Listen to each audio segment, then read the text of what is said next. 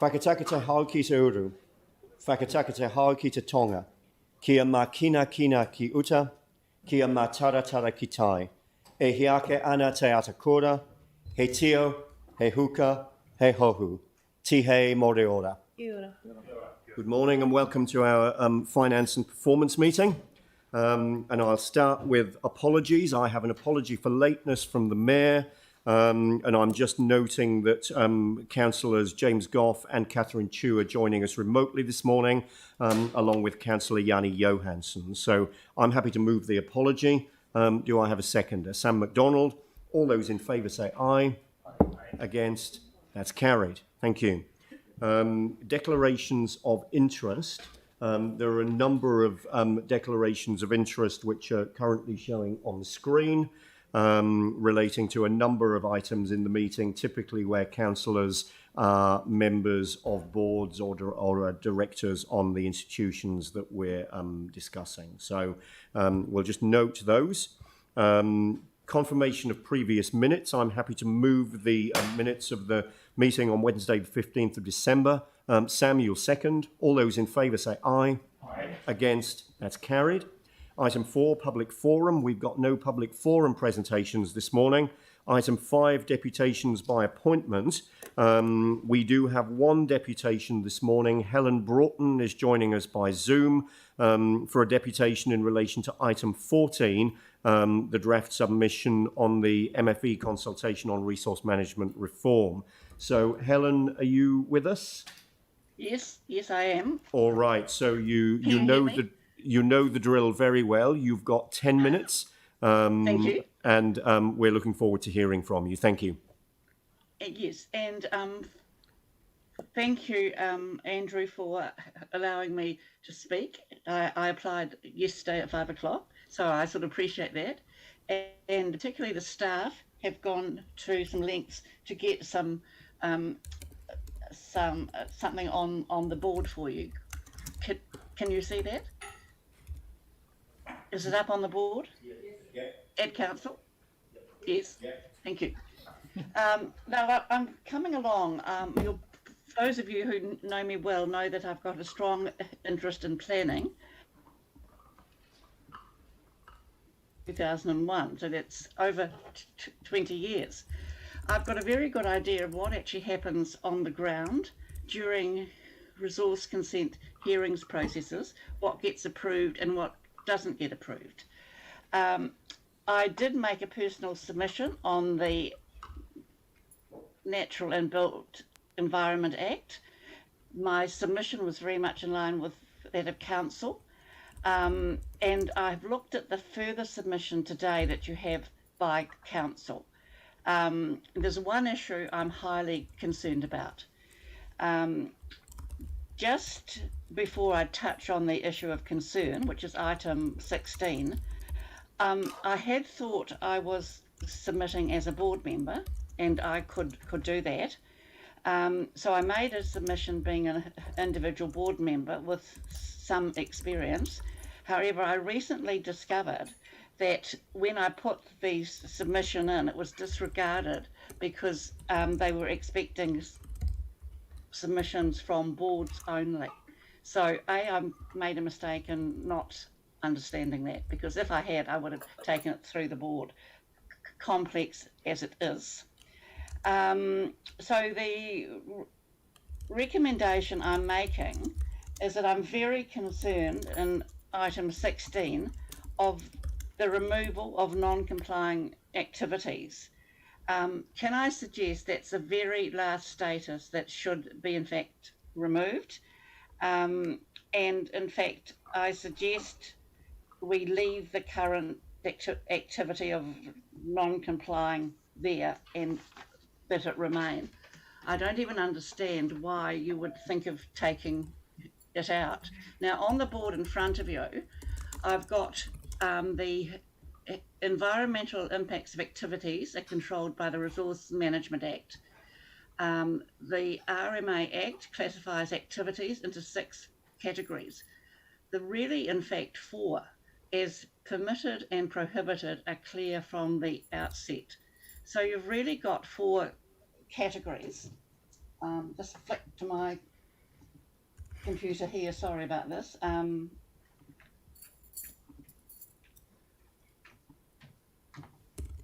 Sorry, I've let it run out.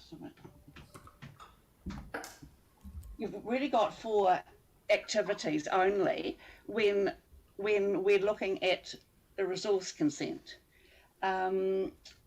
So the rules in the regional and district plans determine which category an activity falls within. Now, the reason I'm so strong on non-complying is, and I put it in black, non-complying activity status is a way to signal that activities will be subject to a greater degree of scrutiny and indicates to the community areas to the community areas where such activities are likely to be inappropriate. Non-complying activity status is a way for council to signal that activities will be subject to greater scrutiny. And if, for example, you might have an office block planned for a residential area. There's one I know has happened already. An office block was planned for travellers' accommodation area. That was one that I thought would go through, but it didn't go through.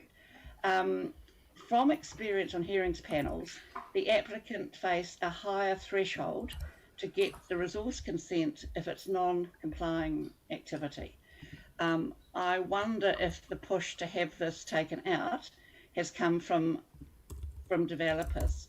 However, having said that, in fact, very few resource consents of any nature are declined, and even in the non-complying activity category, there's not a lot of resource consent applications declined. What it does is there's much more attention to the actual plan paid. So you have to have a much clearer look at, does the city plan or the district plan allow this activity in this area? It's not just minor effects. So look, my recommendation, if you could agree to argue that non-complying should stay, I'd appreciate that. But I'm aware this is coming at you at the last minute. So what I'm suggesting is, in the time available, the best thing to do is to leave it out. So don't endorse it. Just take out that paragraph that says we support non-complying status be removed. So if that's not there, it's silent, and you can give yourself more time before the actual act comes into the full public submission stage. And I think if it's considered further, you will be against it, but at least at this point, don't endorse what central government's wanting. Christchurch, as you know, is subject to medium density zoning throughout the whole of Christchurch. Council rightly objected to it, but it's been ignored. So also is Selwyn and Waimak. And I think that's incredible for those areas to be subject to 3-storied housing. But the last thing Christchurch needs is further desecration of their built environment. And it just sounds a technicality, but I think if you leave this as it is, you'll get 4-story office blocks, you'll get 5-story apartment complexes going into their medium residential environment. So I think the simplest thing is to leave that sentence out, please. And that's it, Andrew. All right, thank you very much. So there's a couple of minutes left for questions, if indeed there are questions. Thank you. Pauline, you've got a question? Yeah, thank you, Helen. I'm assuming that they're recommending taking it out because discretionary, which is the next level down, if you like, also requires resource consent. So what, in your view, is the difference between those two? Yes, I can perhaps answer that if I can. Yep. Yes. I've spent some time on this last night and trying to find the real difference. It seems that non-complying has greater attention to the district plan. They look somewhat similar on, in fact, the surface, but my experience is that non-complying does create a higher barrier, and I think you've got to consider the district plan more under that than you do under discretionary, where you're really looking more at effects and whether the effects are less than minor or in fact more than minor. Thank you. Thank you. I will try and get some better information on that too. I have to, but that's, I did search around on it last night. All right, thank you. No further questions. Helen, thank you for your deputation. You've made the point very clearly. And I think it's fair to say that we can anticipate that when staff come to the table, when they present the report, they've obviously heard the deputation and may either comment on the matter you've raised, or otherwise there will be some questions that may well be raised at that time. But thanks for raising this with us before we get to the item on the agenda this morning. Thanks very much indeed for your time. Thank you. Thank you. Thank you, Mayor and Councillors. All right, so now we move to item 6, presentation of petitions. There are none. And then item 7, vertical capital delivery elected member updates. Darren, welcome to the table.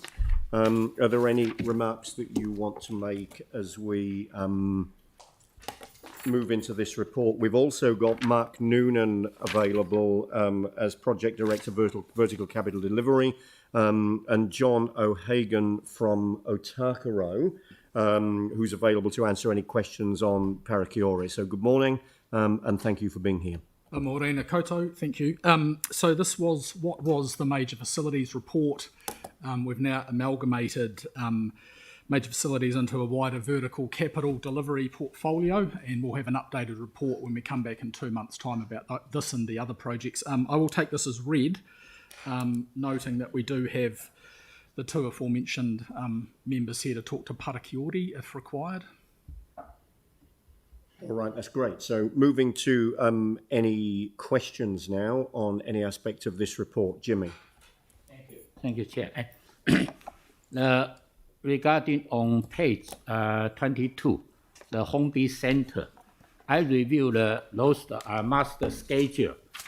The completion date in here is April of 2023, next year. However, I also reviewed page 307. That delivery date will be in March 23. Another page, delivery date will be in February 23. So the delivery date we have February, March, and April. Which one is correct? We're getting a revised contractor program, Jimmy, and that's why we're saying at the moment Q1 2023. So when that firms up, we'll be able to publish a practical completion date. So for now, Q1 2023, so February, March, or April.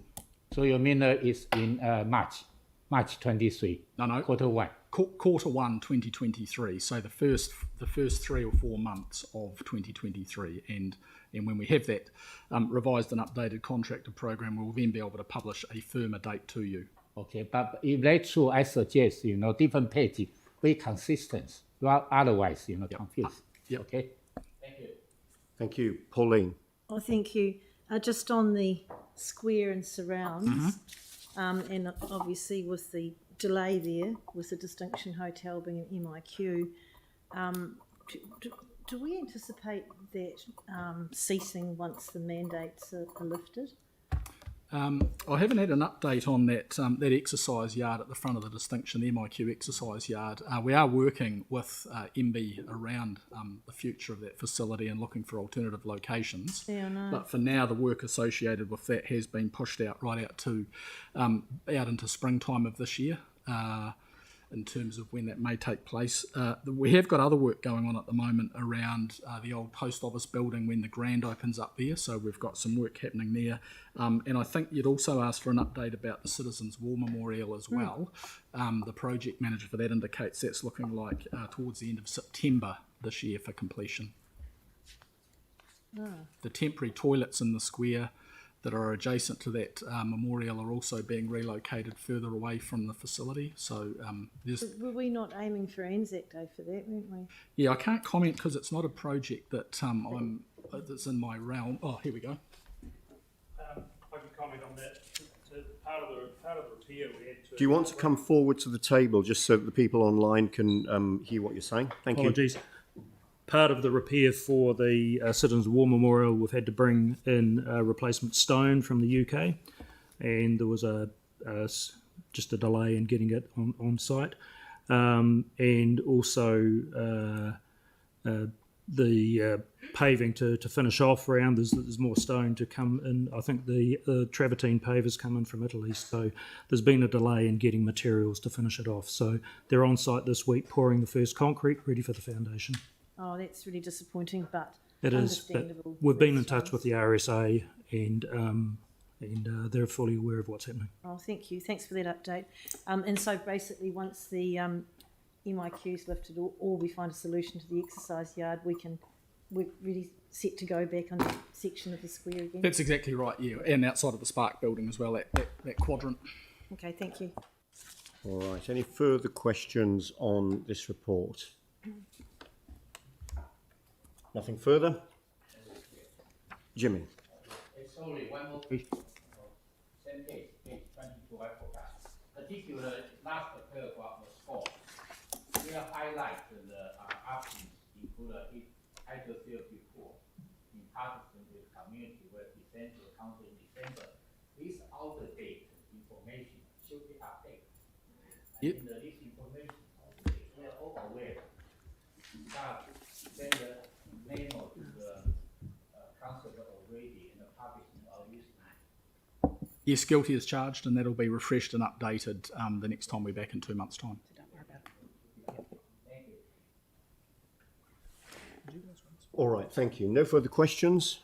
In which case, I am happy to move that we receive the information in the update. Pauline will second. Is there any debate? All those in favour say aye. Against? That's carried. Thank you.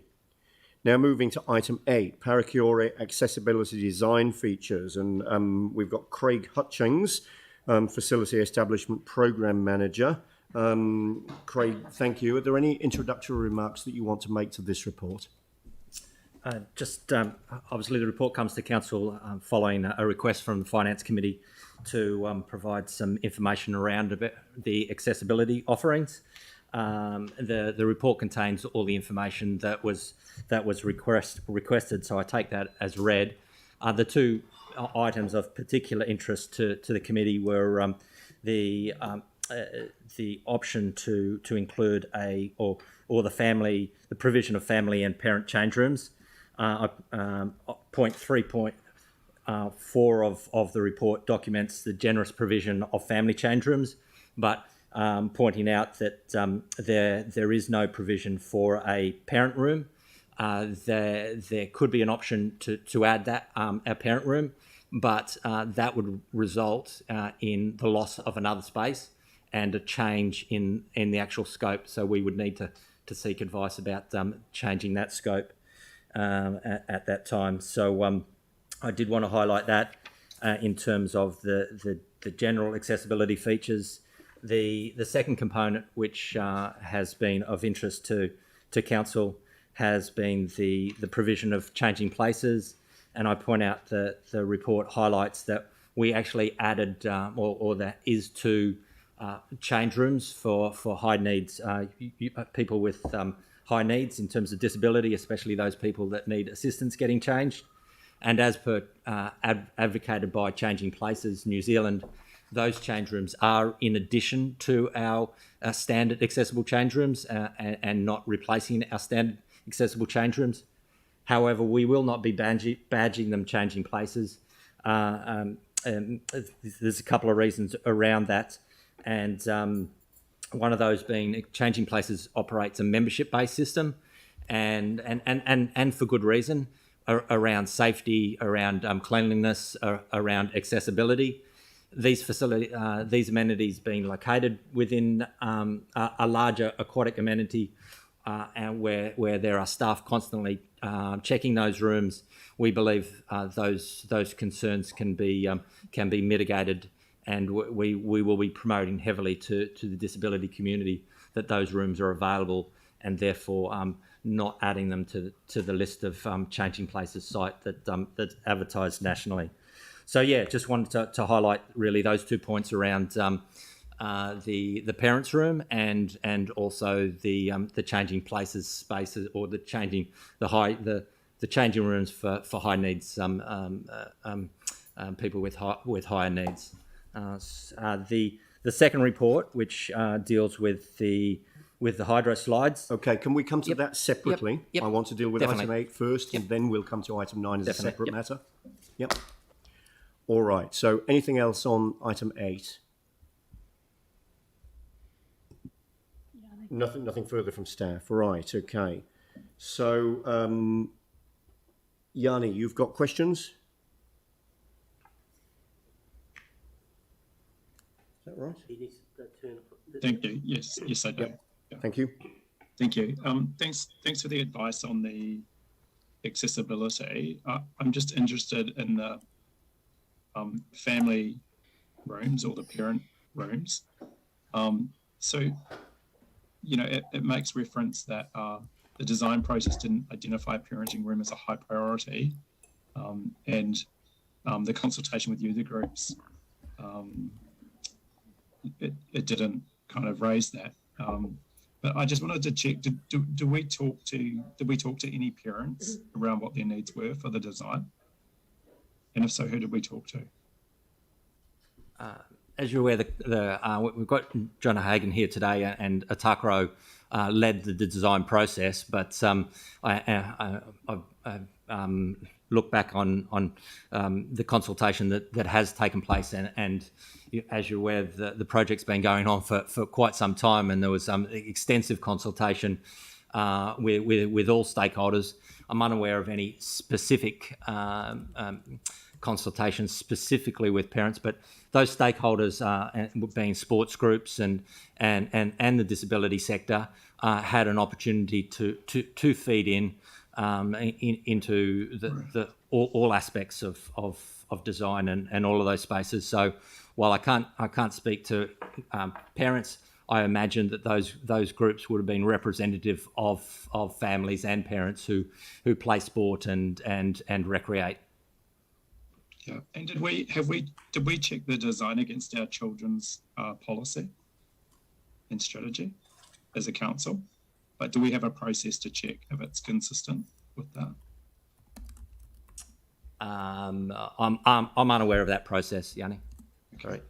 I guess I appreciate you've given some additional advice around the quantum, and I do note that we have put a parent room into Tauranga, and we have also got one in the art gallery.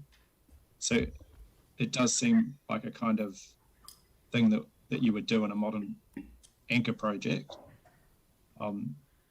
So given that it hasn't been catered for, and given that it's got a cost range between 5,000 to 15,000, what's the best way if we wanted to agree to put one in, to do it now, so that we don't have to come back later?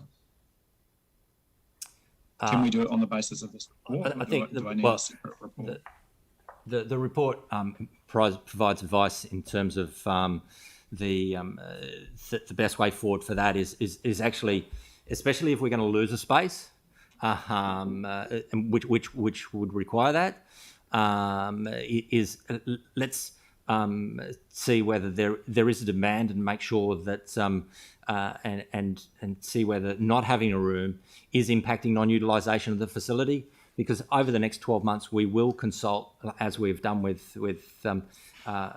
users, about how they wish to use these spaces, and we will get that feedback, and we'll be much better off making that change post practical completion from a cost and also effective utilisation of space. If I can add to that, in terms of the two questions that were asked this morning. So in terms of, Ian, if you want to come and answer the first question. So there are two particular questions around, if there was a desire to make a change today, There are two questions that come out of that. The first of which is, does the information in the report allow us to pass such a resolution to make a change today? Are we able to do so from a legal and process point of view? And the second question is, if such a resolution were to be able to be passed and were to pass, would it be capable at this late stage in the development of the facility be capable of being implemented? So Ian, the first question is for you. My advice would be to recommend that you don't make the change now. You've got staff advice in front of you, which says that it could raise concerns about not meeting the original design brief. They've set out a process in which this matter can be dealt with, which sounds reasonable to me. The costs are similar, whether it's done now or done later, and I don't think really you should make the decision now because of the concerns that have been raised by staff. So does the information in the report allow such a decision to be made if there was a desire to make it? Or does it preclude that? It doesn't preclude it, but what I'm saying is that the information in the report says that if you make that decision now, there will be concerns of not meeting the original design brief. You have to take that into account, but they're quite clear in what they say. So my recommendation would be that, no, you don't have the information to make the decision now. Okay, so we do not have the information in front of us, in your view, to make a decision today to incorporate a family room or a parenting room into the facility. Correct. Thank you. So can I signal a motion to... All right, I'll come to you in a moment, Yanni. I want to get an answer to the second question first. So the second question is, if such a decision were made, would it be capable of being implemented? If a decision was made in terms of it is capable of being implemented, in terms of based on the feedback we provided yesterday, in terms of there's no cost advantage to doing the work before it opens versus retrospectively, and that's because if we do the work now while we're still in the construction with CVB, there'll be additional costs as we work through margins for them. We could do the change after for the same price, if not cheaper, after we open the facility or after council gets the building. What it does depend on is the repurposing of which space within the facility we would use, whether there's services in those rooms or not. So whether there's drainage, hot, cold water. So that's dependent on the cost. That's why yesterday it was dependent on that. So there's a few things that go into it, but it's a rough. If we were repurposing a room that had all this facilities and services in it, then it would be between 5 and 15, but we need to determine which room that's going to be and what the priority is in terms of the parents' room or not. The other thing, if I could add, in terms of, because this is a large facility, it's not like the library it has in terms of wet side when people come from swim. It's got change tables within those family change areas. In terms of it has a large cafe for heating up food, milk. It has a large spaces where there's informal hangout spaces throughout the facility, whether it's on the ground floor, floor 1, floor 2. So it has a lot of the facilities that are in a parents' room. And so that's why traditionally there's not parents' rooms within large metropolitan rec and sports centres. All right, thank you. So Yanni, I'll now come back to you. Aaron, I'm noting that you've signalled a question as well, so I'll come to you in just a moment. Yanni, back to you. Yeah, I mean, I think the frustration is that this was probably raised about 2 years ago when we first saw the designs to that accessibility committee. And now we're in a situation where so much has happened that we're being told that it's not practical to do it now without changing the scope. So, but, you know, I think... Is this a further the question? Advice from staff, or is this debate? is. Sounds like we're debating an amendment that hasn't been put yet. Well, can you just tell me what? So, if we wanted to change the scope of the project, because that's one of the concerns that you've raised, do we have to go back to central government and say, can we please put a parenting room in? We think this is an oversight, and then what's the process to get approval to change the scope in terms of our other partners?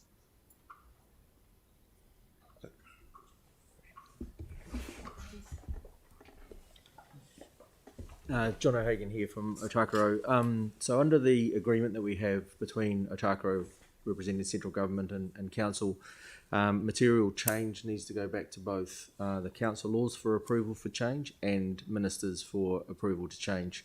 Now, the definition of material change would obviously need to have a look at what, including a parent room as a material change. I would hate to say now it is or it isn't, but it would be something that would need to be considered. Thank you. All right, thank you. So, Sam, you're signalling that you're happy to move the staff recommendation? Yeah, all right, great. Other questions? Aaron? Yeah, it's great that everyone's keen to move on, but there's a few bits to cover off here. Just looking at the size of the report. With the changing places, why is that not a decision of the council? I would have thought that's almost a political decision to decide whether we embrace changing. Sorry, it's mumbling at the back. What? Yeah, continue with the question. Why is that not a political decision to decide whether we embrace that or not?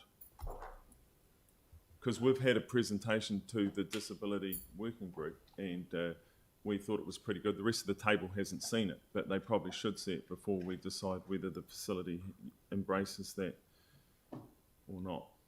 Certainly, the report provides I suppose, recommendations from officers. But if the councillors wish to progress that down that road, then a specific report could be provided around that if that's what councillors wanted. Yeah, because there's the chart where it says if it was changing places, the difference there would be. There was only a few, and everyone will know them because they would have all read it, but they're like the adjustable basin height, which to some people in wheelchairs is quite important, and the toilet height. So there's some aspects of changing places that are quite important to the Disability Committee, which won't be included here. Yep. So the key one for us, which is signalled in the report, is the placement of those change rooms right next to the aquatic sensory area, Yep. and Aaron, as you were, the changing places is specifically around those people with complex and multiple needs, and that may preclude somebody who is actually who is using the aquatic sensory area and a parent who just needs to take a child to a quieter space, who's using the aquatic sensory area and those change rooms are placed right next to that space.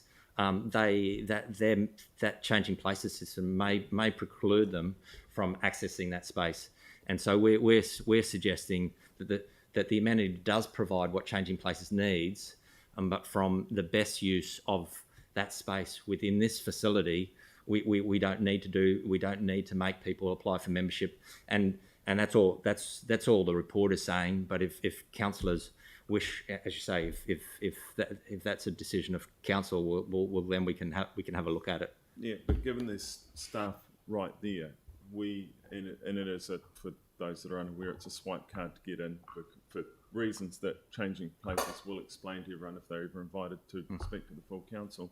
But staff could have that card and could swipe anyone in if need be. So that could be quite easily solved. That part, but there's reasons why it's a swipe system, and I think the full council need to understand that before we either decide to embrace it or not to embrace it. And yeah, and that can We're going be. to have it at the stadium. Yep.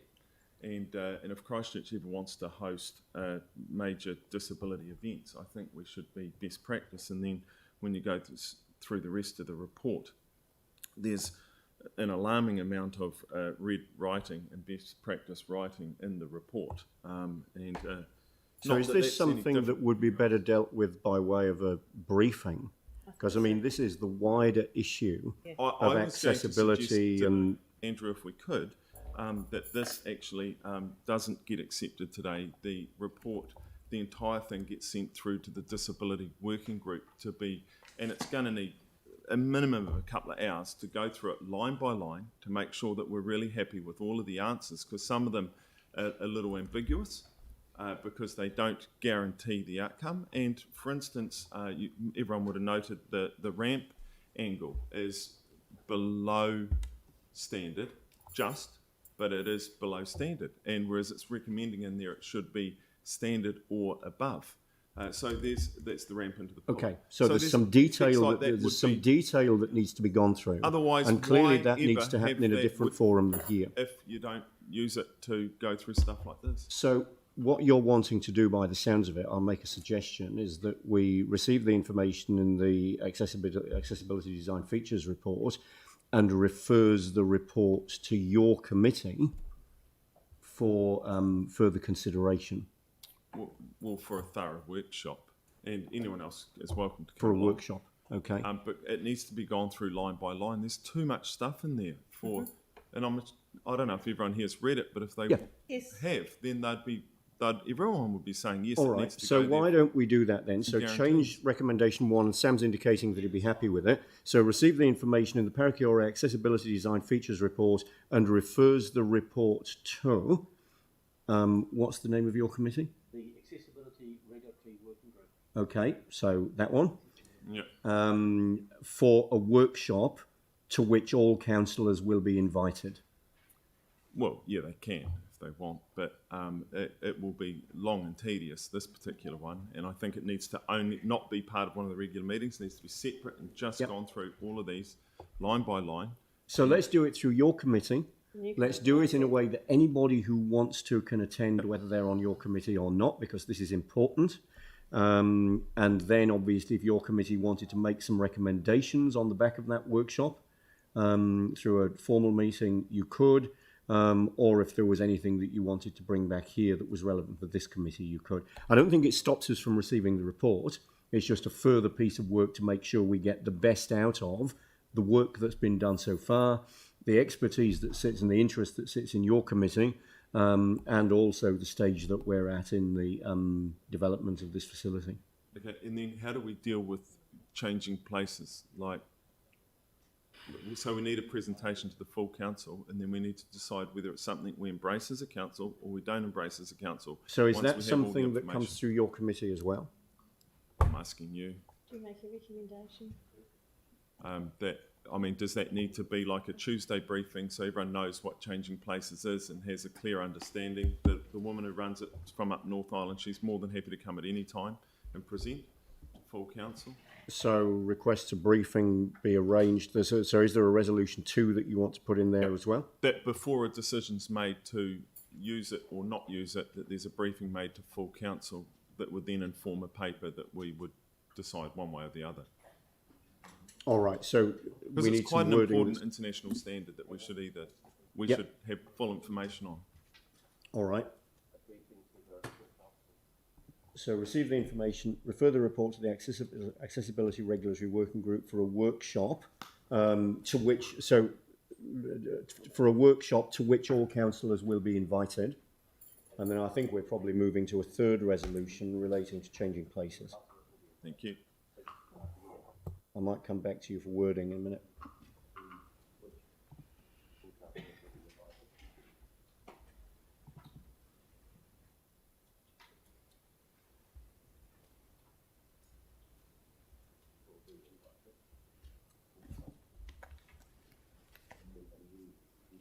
And then a new number 3, request a briefing to the full council. For presentation from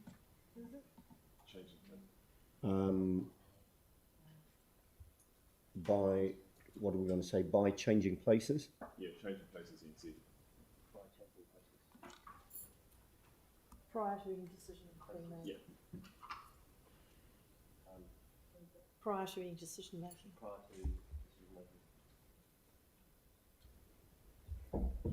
Prior to decision making on what? You want to be specific there. Well, currently, the staff recommendation is that we don't have changing places in Parakiora, but is that the position of the council is the question. So without the council having full information, I don't know that we can make the decision. Okay, the decision is only to receive the report at this stage. Yeah, but by receiving it, don't we agree that it won't be changing places?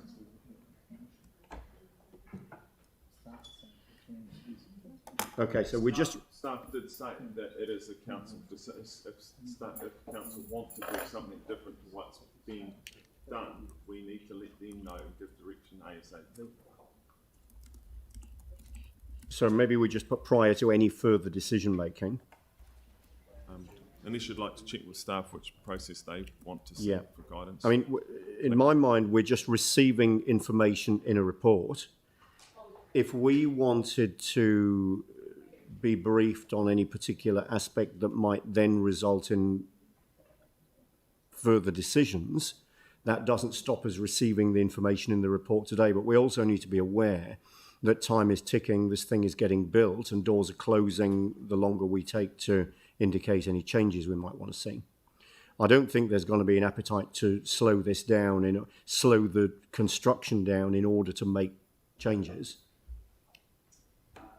Yeah, but patching and changing places we can do at any time. There are two. We would just need to consult with Changing Places organisation, because as part of the design, there are two elements which Changing Places have now updated, which are documented in the report, that we would need to find budget to enable that to occur. So it's decision making around badging rooms. That's what you're talking about, the badging.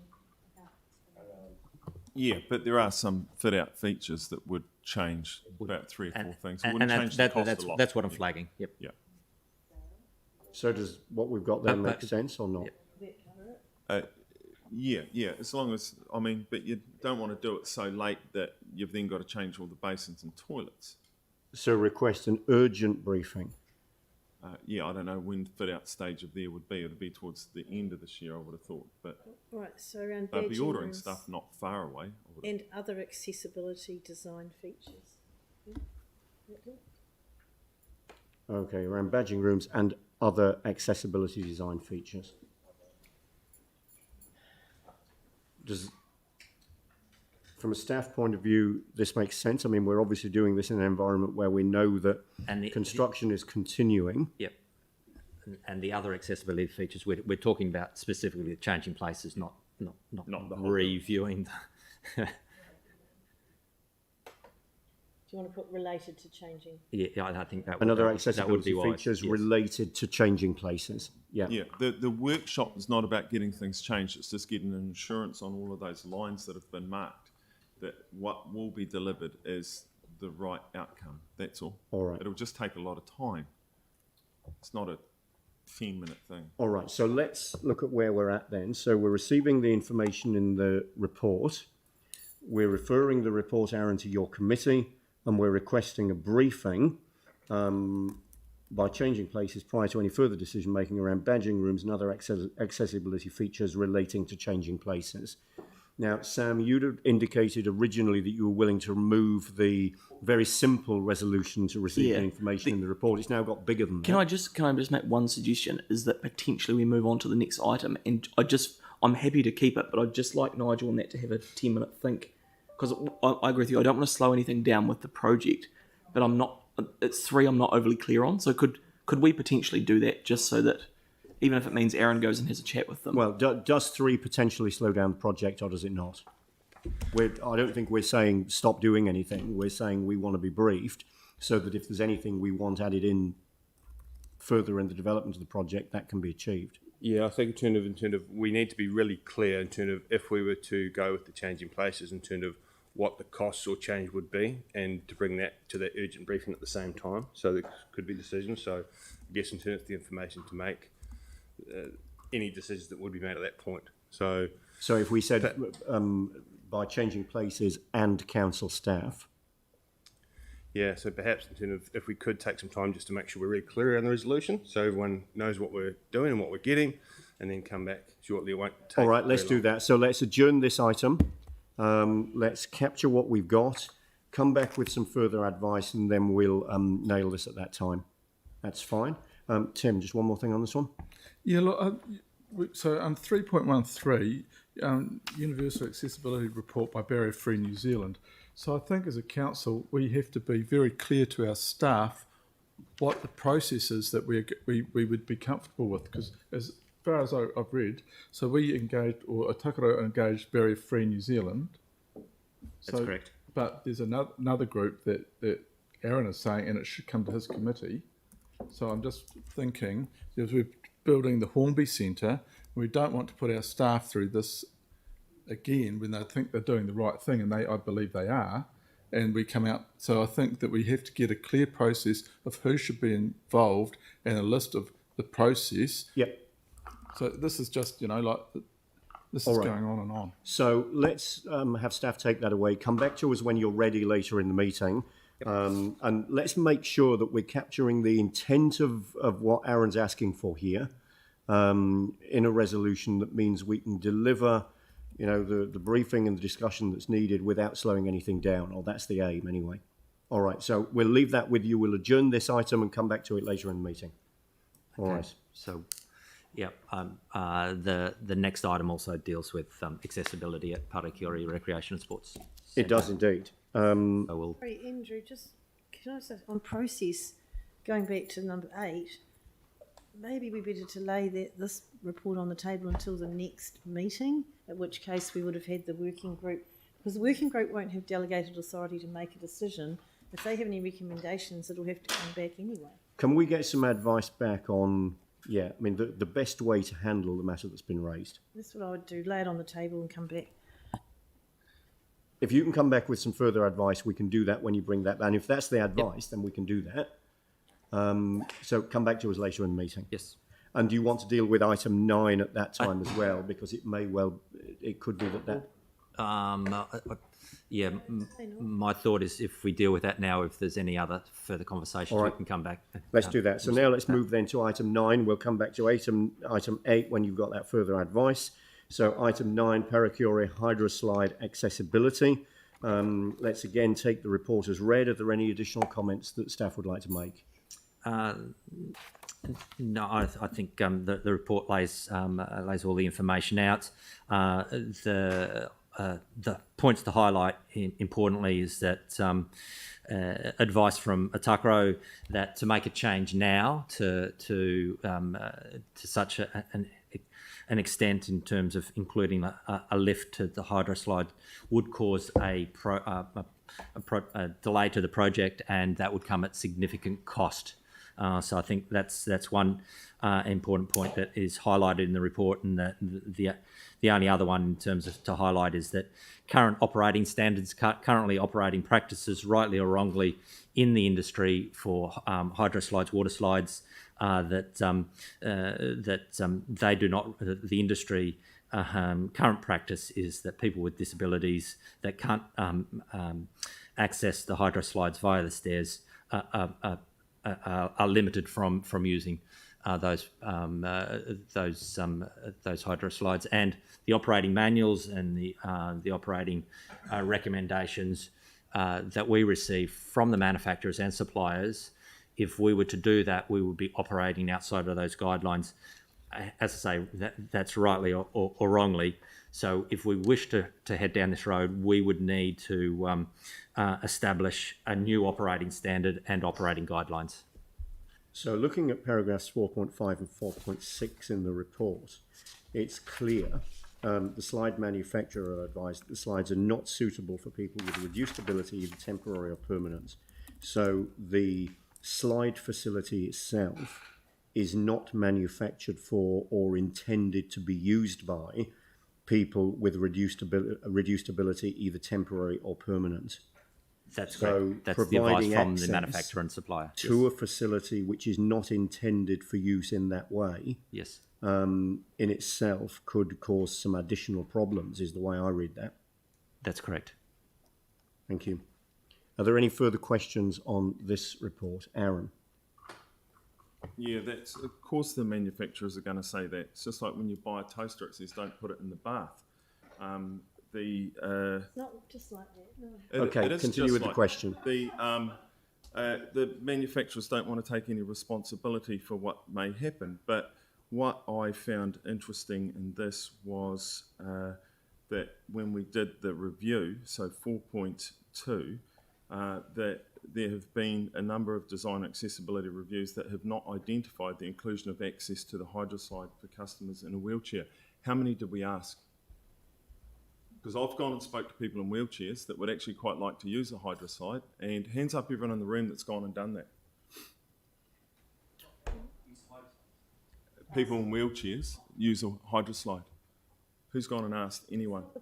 Okay, have the staff, how many people in wheelchairs have the staff asked if they'd like to have Are you the asking a ability- question of staff? Yeah, that's the question. I said staff have asked people in wheelchairs or done working groups, because every problem can be solved. Just by saying you can't climb stairs, you can't go on a hydroslide, it's disgusting. The report is exactly the opposite to that. The report is that part of the facility is not designed for and is not advised for use for people with reduced ability, either temporary or permanent. So it's not that the access doesn't exist, therefore they can't use that, they can't access and use that part of the facility. It's that part of the facility, and I quote from the report, is not suitable for people with reduced ability, either temporary or permanent. I'm reading that correctly, aren't I? I'll let staff answer the question. That's the way the report's written, and Aaron, I think you're right as well. And I have asked and have gone to High Performance Parafed Federation and also Parafed Canterbury and discussed this issue with them. And you're right. There are people who are in wheelchairs that would use the hydroslides if it was accessible. The challenge we have as operators of the slide is that the manufacturers and suppliers have indicated that that's not possible. So what my report does is actually recommend, if we want to go down this road, which I applaud you for pushing the issue, which we should, because I think the industry is actually probably wrong words, is covering their ass in terms of not allowing this to happen. So if we wanted to do that, let's work with the disability sector, and let's work with the industry to look at changing those standards. And so that's the recommendation number 2 in that report. Rather than charging the head and doing it, this is a change of practice. So we would need to do that, and that's highlighted in recommendation number 2. That's good. Yeah. Well done. All right, further questions? No further questions. Jimmy? Review the 4.7. If this advice lift could be installed, then some of the build work will be demolition. So whether we need to apply for the building consent again or not. The answer is yes from the project experts in the. So we need to apply for a building consent. Yes, you'd need to apply for the building consent. It's a new structure. You're adding a new structure to the existing. It would be a building consent requirement. Thank you. All right, thank you. Further questions? No. Or Aaron? Would it not cost a lot more to retrofit the lift than do it now? Like when you're The structure's partway up, through a building Aaron, and you make a change. The structure's up. The cladding's on. The roof's on. The slides are getting erected now. The location of the, as per the report, the location of the lift tower would go in the southeast corner of the current stair tower, which is erected. So if you do it now, you're going to be deconstructing the structure anyway. You've got building consent application. You've got design to get done, both architectural and engineering, and you've got a contractor that is chasing. He'll be chasing variations and extension of time claims, and we've had this discussion before. It's not an invitation you want to do with them. Thank you. Leanne? Would the most cost-effective time to implement a decision like this be developed right at the get-go? The establishment of the scope of the project as agreed between Otakaro and ourselves? So yes, it is, and it was considered and was dismissed. Thank you. Thank you. Pauline and then Phil. Pauline. But in the interest of time. All right, Phil. So just so I'm on the right track, in my view, finish it, get it done, and then it's only going to be about $30,000 to. Is that 30,000 is the investment in the concept design, so we can then get it costed.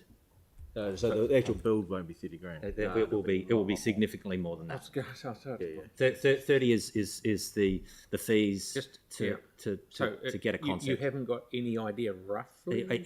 And I push all of the consultants and the advisors on that, but until they've got a concept design in front of them and they know what they're dealing with, they were not prepared to put a number, and so therefore I can't do that either. So to get it to the point of requiring a price is around about 30 grand. That's correct. All right, thank you. Still with questions, Aaron. Yeah, so when this come up one of the many times before, the last time I think may have been either November or December, we asked for the Mayor to write to the Minister for Disability to make them aware that this would not be an accessible facility. And what response did we get from the Minister?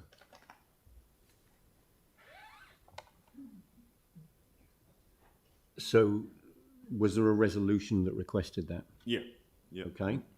So let's just go through with that then. So there was a resolution. Just to make the Minister aware that it wouldn't be, and if there was a cost change, that they may be involved or invited to at least decline the offer to make it accessible. So has that occurred, and what was the result? I haven't seen that resolution. Well, they've Sorry. been on recess. You wouldn't have had a reply anyway from the Minister. We haven't seen that either. Okay. I would need to go back to the minutes of that meeting, but certainly it's not a resolution that's been passed on to.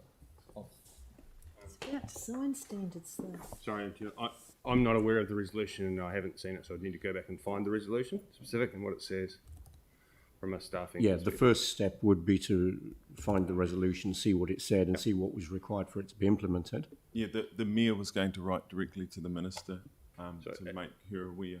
As an action, I'll take it away to find that resolution and then respond as appropriate. Thank you. All right, so Pauline, you've indicated that you'd like to move this. Is there a seconder for the recommendation? Jimmy. All right, any debate? Pauline and then Aaron. Look, I think what we do want is full accessibility for these sorts of services, yes, and everyone to be able to enjoy a hydroslide. But at the moment, the industry standards do not permit it. It's not about the building and our design or anything like that. It's the industry standards and the liability that is incurred if we don't get that right. So I really congratulate staff for engaging with Parafed and for putting in resolution number 2. And also for Aaron for raising it and pushing it so hard. And I think this is going to open the door for innovation and design from here. But right now, we are stymied by to be able to put anything in Paikuri here at the moment. So that is why I'll support the resolution today and watch this space and see what happens in the industry. Thank you. Aaron. Yeah, this is a pretty disappointing outcome. I will flag.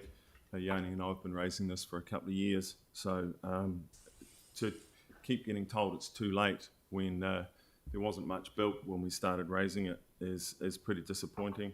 Not surprised the industry don't have standards for disability because it doesn't exist, but we're a flat city with a mild climate and we want to make ourselves one of those places in the world that people with disabilities want to visit.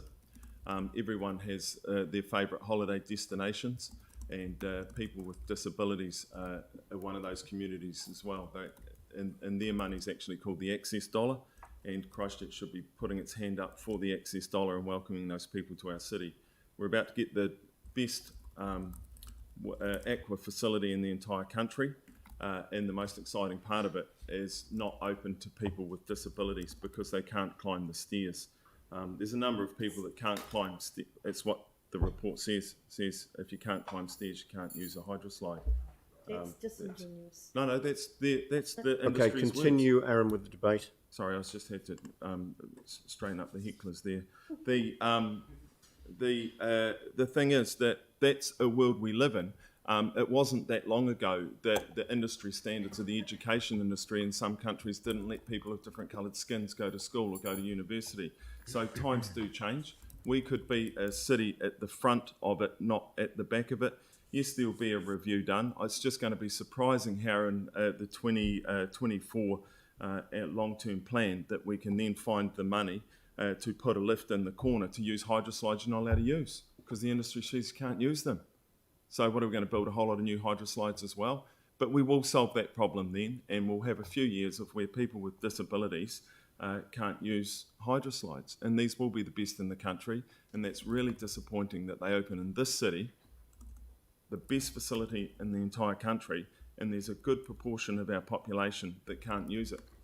Every problem can be solved.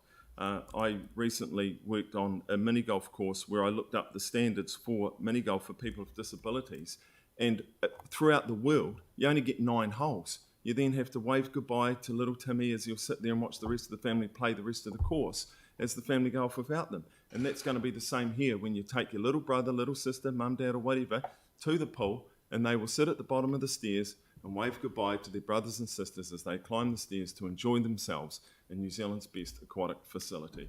And is that the country you want to live in? It's not the city that I want to be part of. And I won't be going to the opening if it doesn't include people with disability. Jimmy. You know, I support the staff. The recommendation is not, ignore all those disabled people to access the significant this facility, because we need to face the fact, particularly the paragraph 1 here mentioned, if we delay, regarding to this project, result in significant financial penalty. I think our fellow council, we are reluctant to see that this was the case. Also, if we review the paragraph 2, actually we face this fact. So the staff, to working together with all those the disability sector, to complete this independent risk assessment. This to face the fact, working together as partners to resolve this the problem, etc. Last one, I look forward to this concept design can be completed as quickly as possible, because based on council the strategic document, we are all aware, and also our strategic framework, every person is equally to access council on all the significant those facilities. So because based on these 3 factors, I just support the staff recommendation to remediate this effect. Thank you. Thank you. Tim. Perhaps it's a letter to the Minister with regards to the extra to support retrofitting if it is agreed by the Council, but also the ongoing extra costs of staff, etc., assisting those that are using it. That's probably the more important letter. Thank you. Yanni.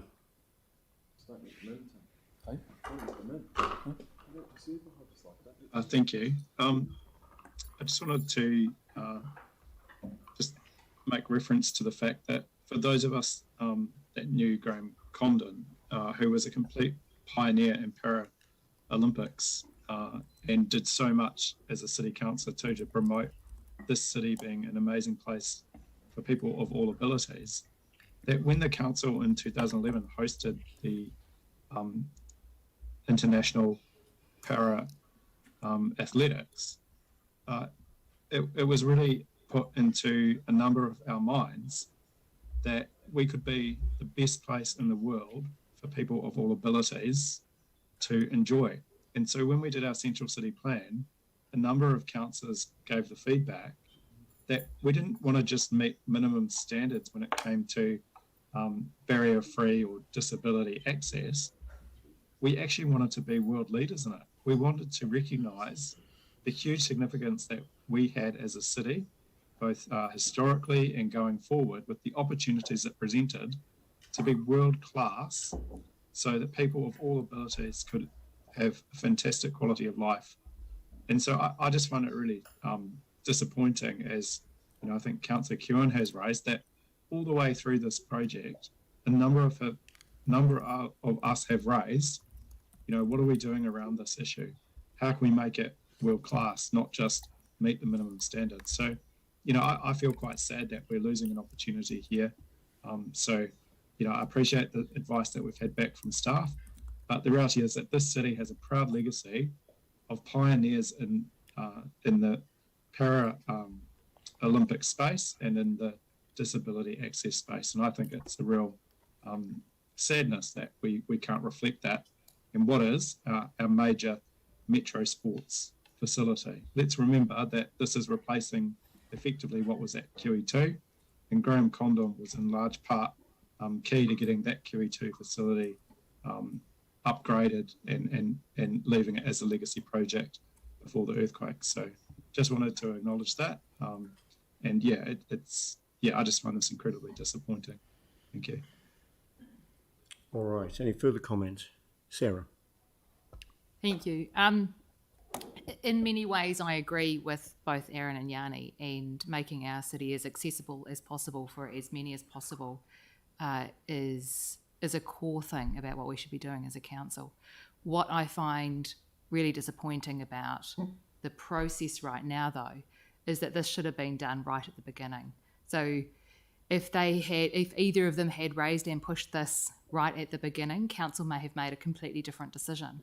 But raising it now, when they know that it's at a time when we can't do this work and we're stuck, I think is a little disingenuous. Thanks. Thank you.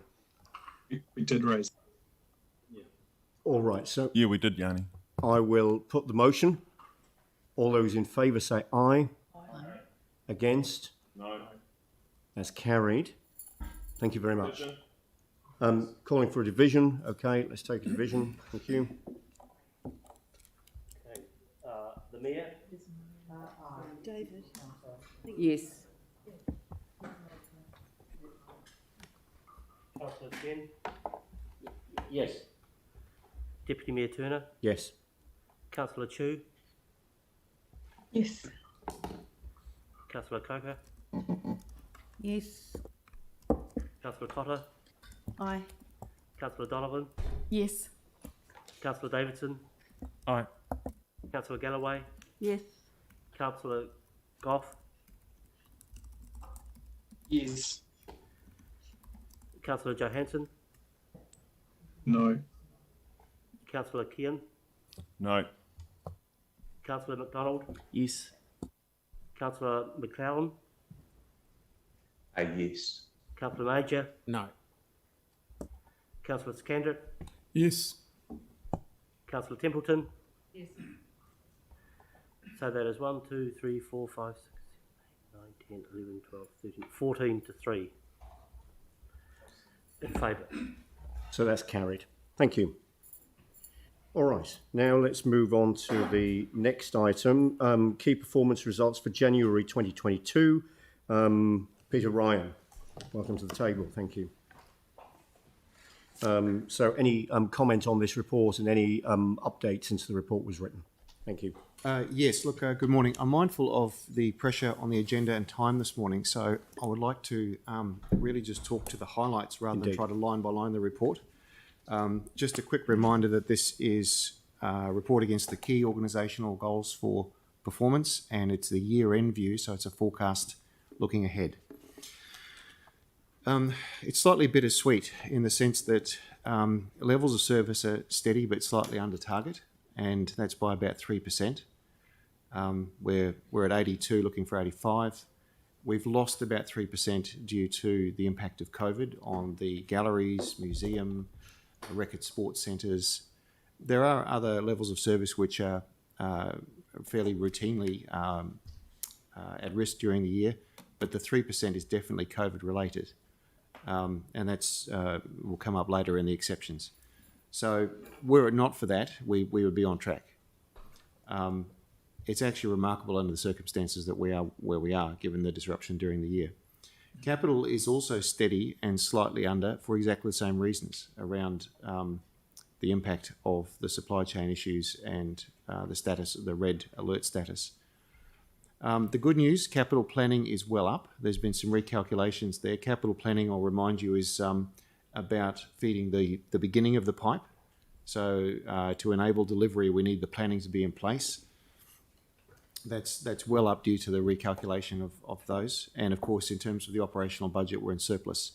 Now, below all of these, you'll get detailed reports from the Project Management Office on Capital and from the finance team. I'll just step quickly through a little bit of the detail, but that's the 2-minute overview. There is some caution around the forecast for levels of service because we're still awaiting results from the resident survey. We'll know that in the next month or two, and at that point we'll be a bit more clear about how those have come in. In the meantime, anything that wasn't successful last year is still being marked as amber rather than counted as a success.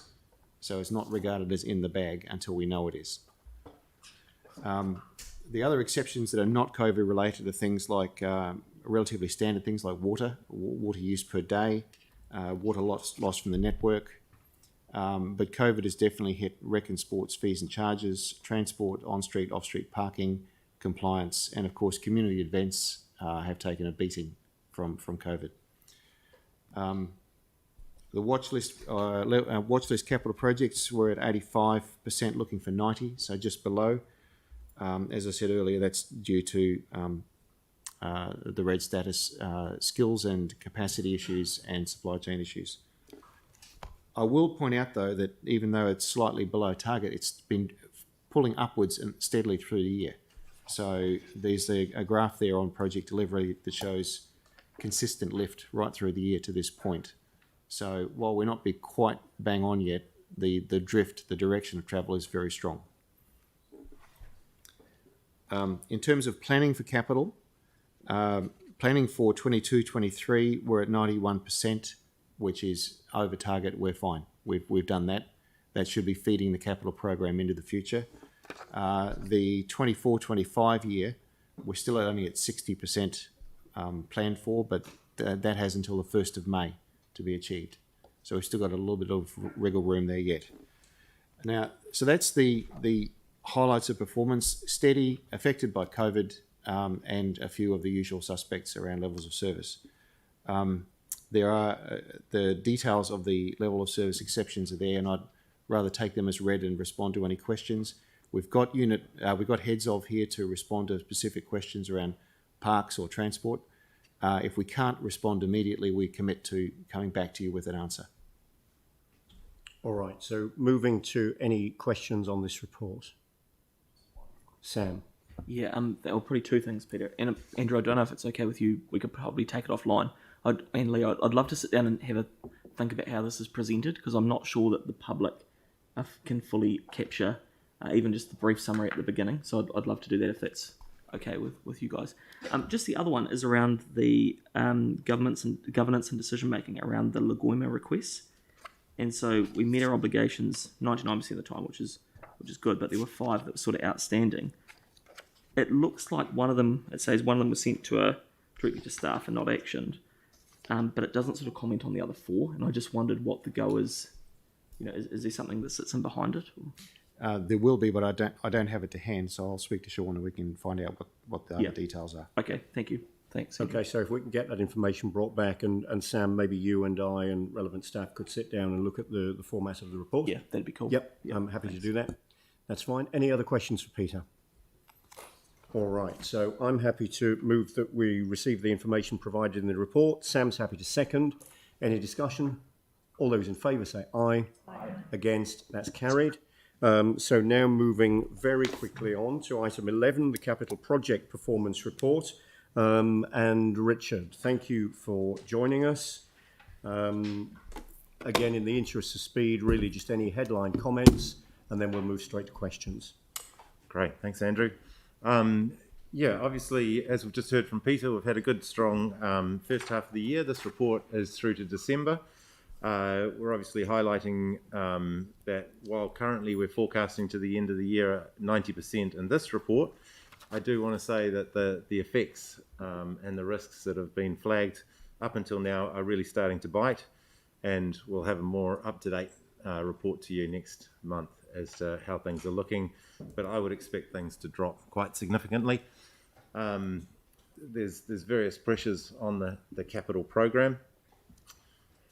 The ones, or a very quick way to look at the pressures and the ones that aren't delivering, I always look at page 311, which is the major carry forward projects. So I'd like to just draw your attention to that. It's a easy way to see some of the big numbers that are pushing that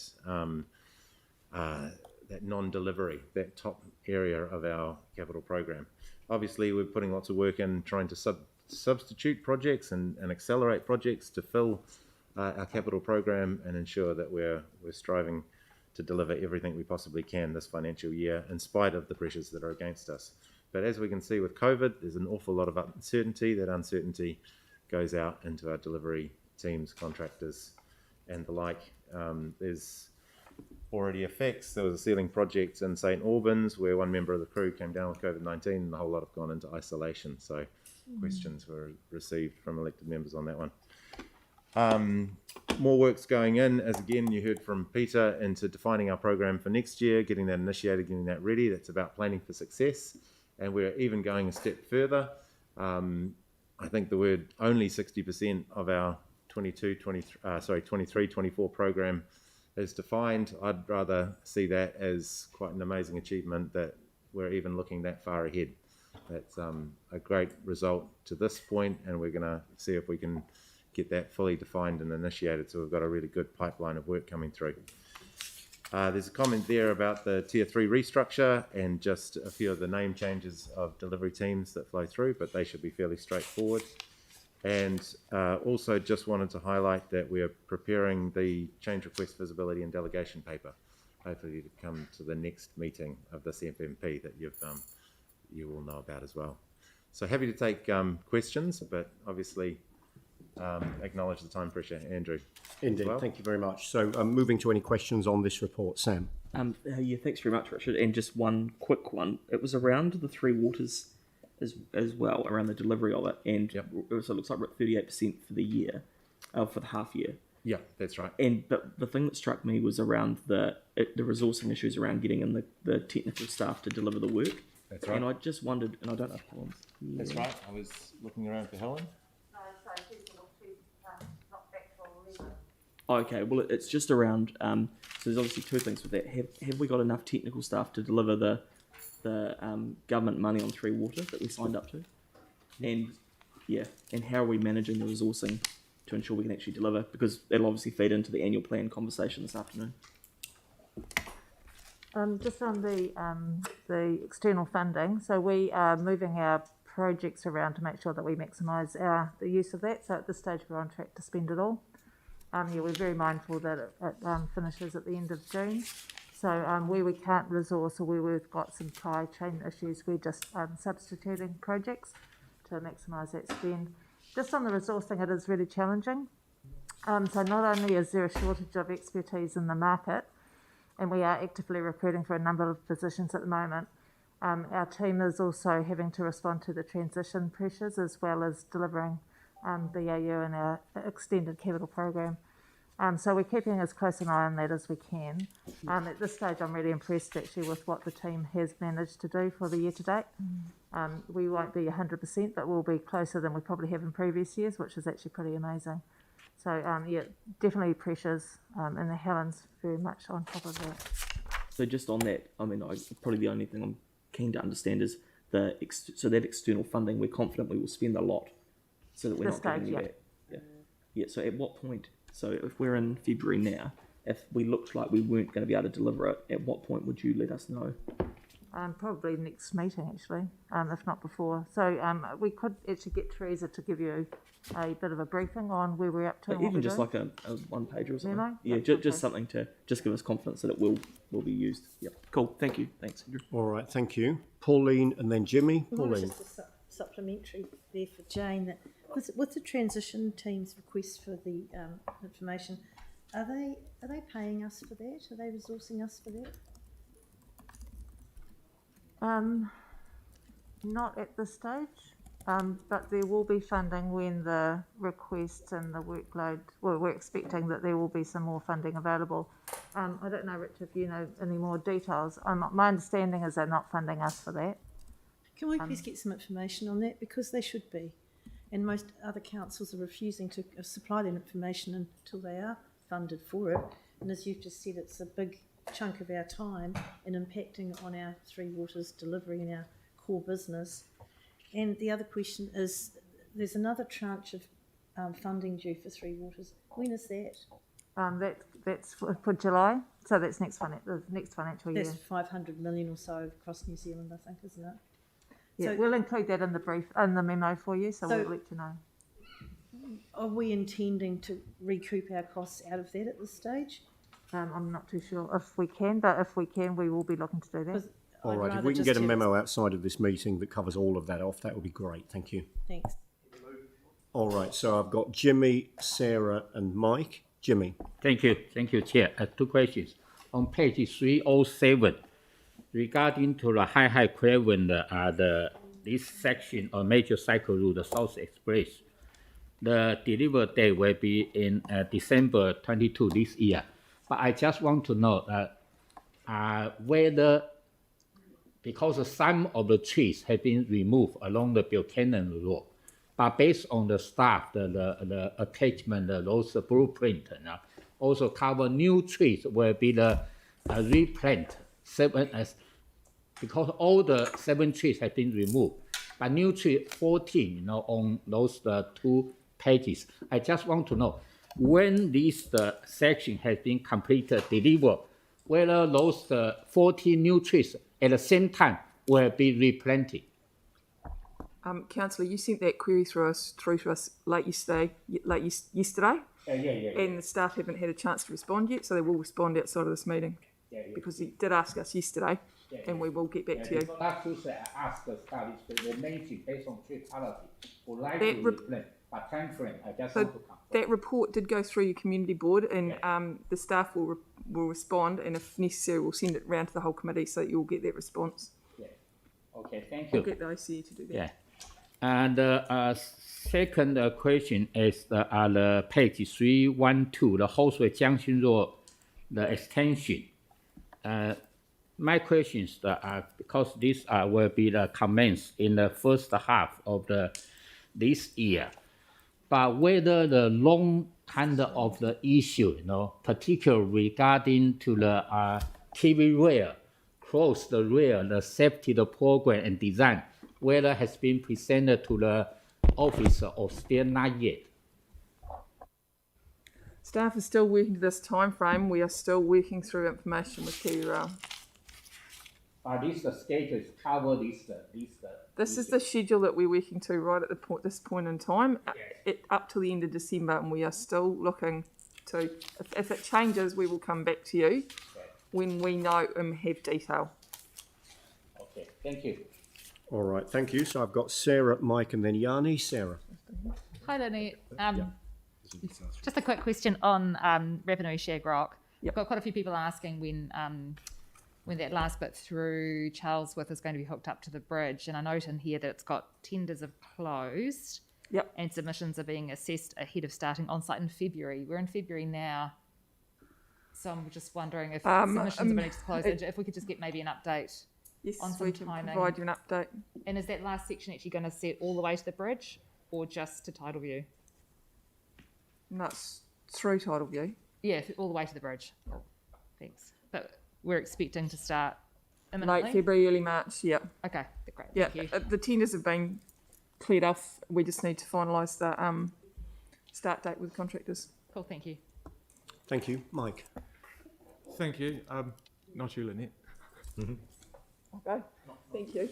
Thanks. Not yet. Just on page 345 of the agenda in the capital watch list, Takaha, it has the current approved budget and the forecast budget at 521.8 million, with the budget status as green on track.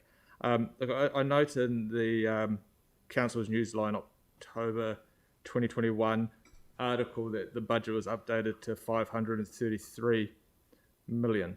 So I'm just wondering when our watch list is going to be I guess, updated to reflect that, and whether actually this should be green on track or whether it should be amber. Yep. I'll just introduce this one. Just the report that you see in front of you now is through to December. So first of all, that's the first point. Second point is that 320 is for the Takaha project itself, and there's a $10 million site decontamination project as well, which brings you up to approximately that 533 figure. And the difference is there's also a budget for the governance. So 533 is the correct figure. It's split over three over projects. 3 items, yeah. Coming back to your point on the statuses, we could well see that financial status change, but you will note that the risk status is red. It's a high risk project. Thank you. Yanni. Thank you.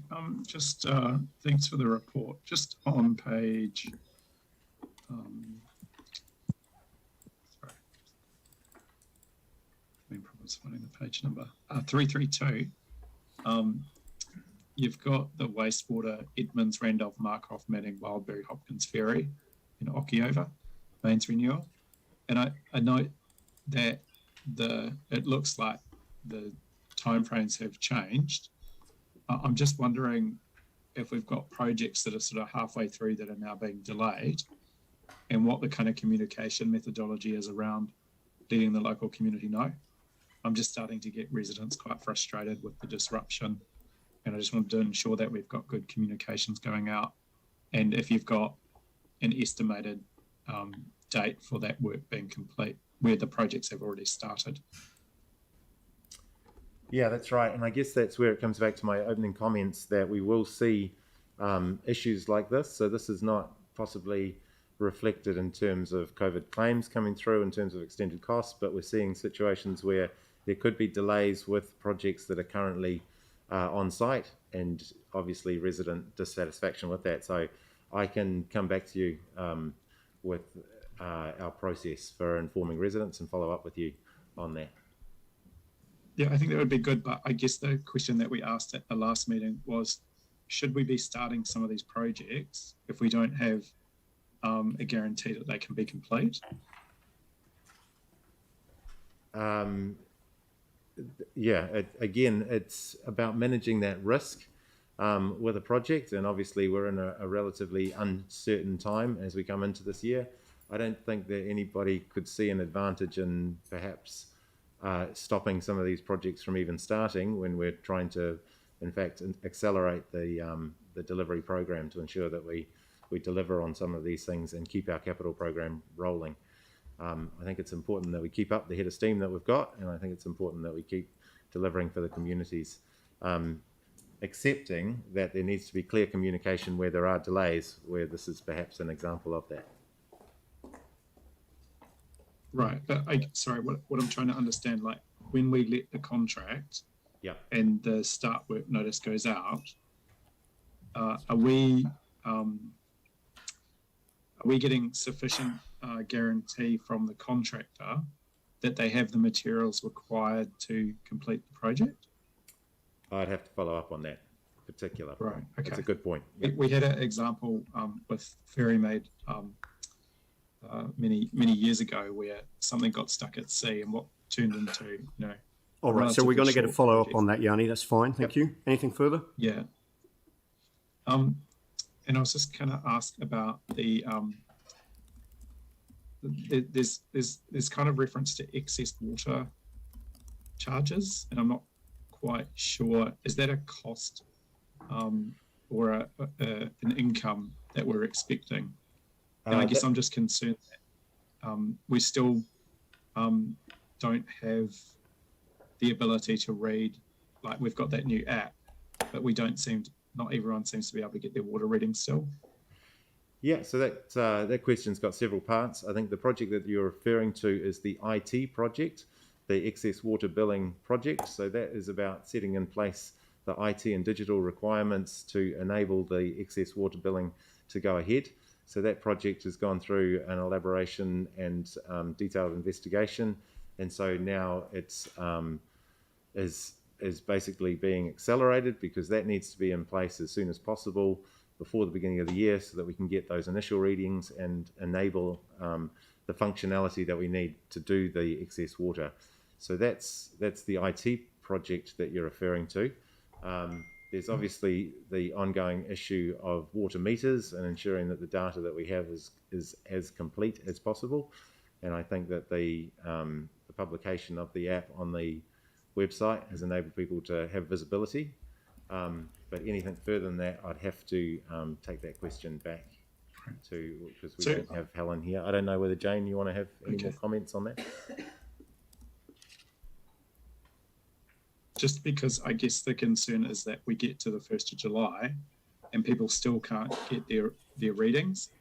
And so effectively we'll be charging people who have no idea about what their water use is and what their excess charges may be. What sort of risk is around that not being done in time? Because I did get told last year in part of the LTP that people would be able to get their readings already. So and obviously that's not the readings that are available are publicly available on the website right now, so anybody can check their address and see whether a reading is available. Obviously, if there's no reading available, it means that there's still they're either a joint property or there's no reading available. But beyond that, I'd have to come back to you with that detailed question on water meter charging. All right. Thank you. All right, thank you. Nothing further? All right, so I'm happy to move that we receive the report. Somebody to second. Jimmy will second. Is there any discussion? All those in favour say aye. Against? Aye. That's carried. Great, thank you very much. Thank you. All right, so now moving to the corporate finance report.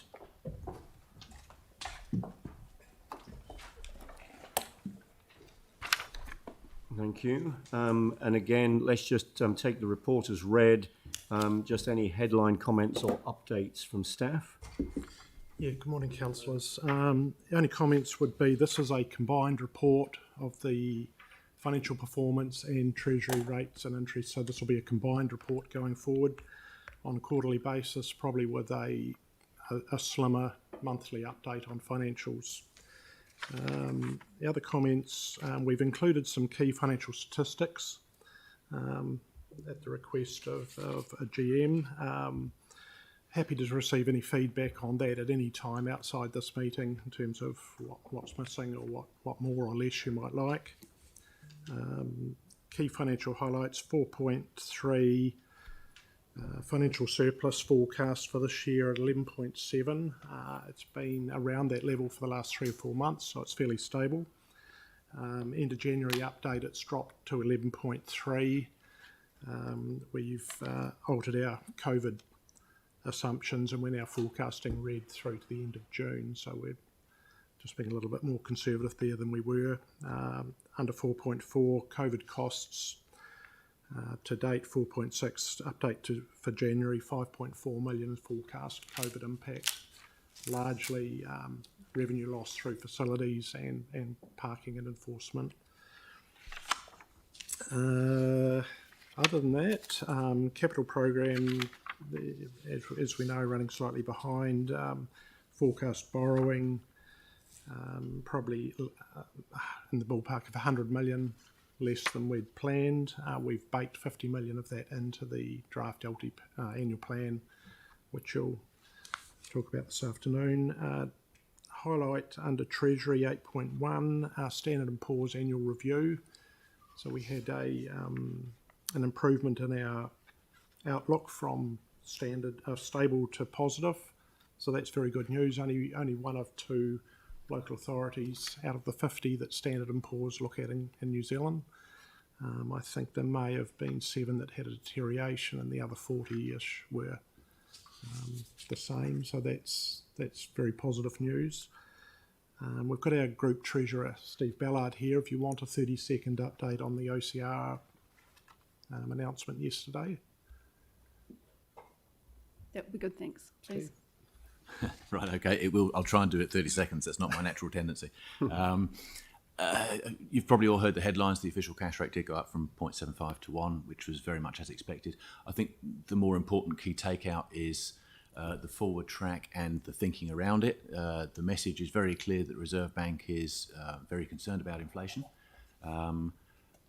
The inflation projections, we're probably living through the peak of it now, but the projections that they're putting out are very much steeper over the next 12 months than was previously expected. And as a result, they're putting up their forward track for interest rates, and the peak of what they imagine the official cash rate will get to is now around about 3.25 compared with about 2.5 last time they came out to us a few months ago now in November. Most of this is actually as expected. It was a little more aggressive than the markets generally expected, but not very much so. And the balances now, I think, are quite well, the balance of risks is quite well balanced, if that's not a bit tortuous. The key risk to them is wage inflation. Unemployment's very low and likely to go lower before it goes higher again. But on the other hand, you've got obviously COVID temporarily, but you've got the housing market, which has already started to turn. And will be affected by interest rates very much so over the next 12 months. So those two competing factors will guide them as they try and get us through the next 12 months or so. In terms of our planning for next financial year, there is some risk of upside still, as there was in November, but at the moment we're not we're not making current changes to our plans. We'll keep looking at it over the next few months to try and see where that balance of risk evolves. The Reserve Bank, importantly, I think, is still picking inflation for our financial year 23 to be back close to that 2.5%, fraction higher than they previously thought, but it's still close to that 2.5%. And they're still picking a neutral cash rate to be more or less that 2%, which is what it was before. So what they've done is they've brought their tightening forward more aggressively to cope with the immediate inflation problem and try and maintain that credibility around inflation fighting, which is hard won and easily lost. So that's why they're doing it so aggressively. So at this stage, balance of risk is still close, and we're still looking at it carefully to see what impact, if any, it has on our plans. Thanks, Steve. In terms of the balance of the report, rates collection is fine, well on target, under 9.4. There's a graph there that shows that. In terms of insurance, 11.1, the trickling filter, I believe there's a report in the next few weeks coming to the insurance subcommittee on that. Otherwise, that's it. If there are questions.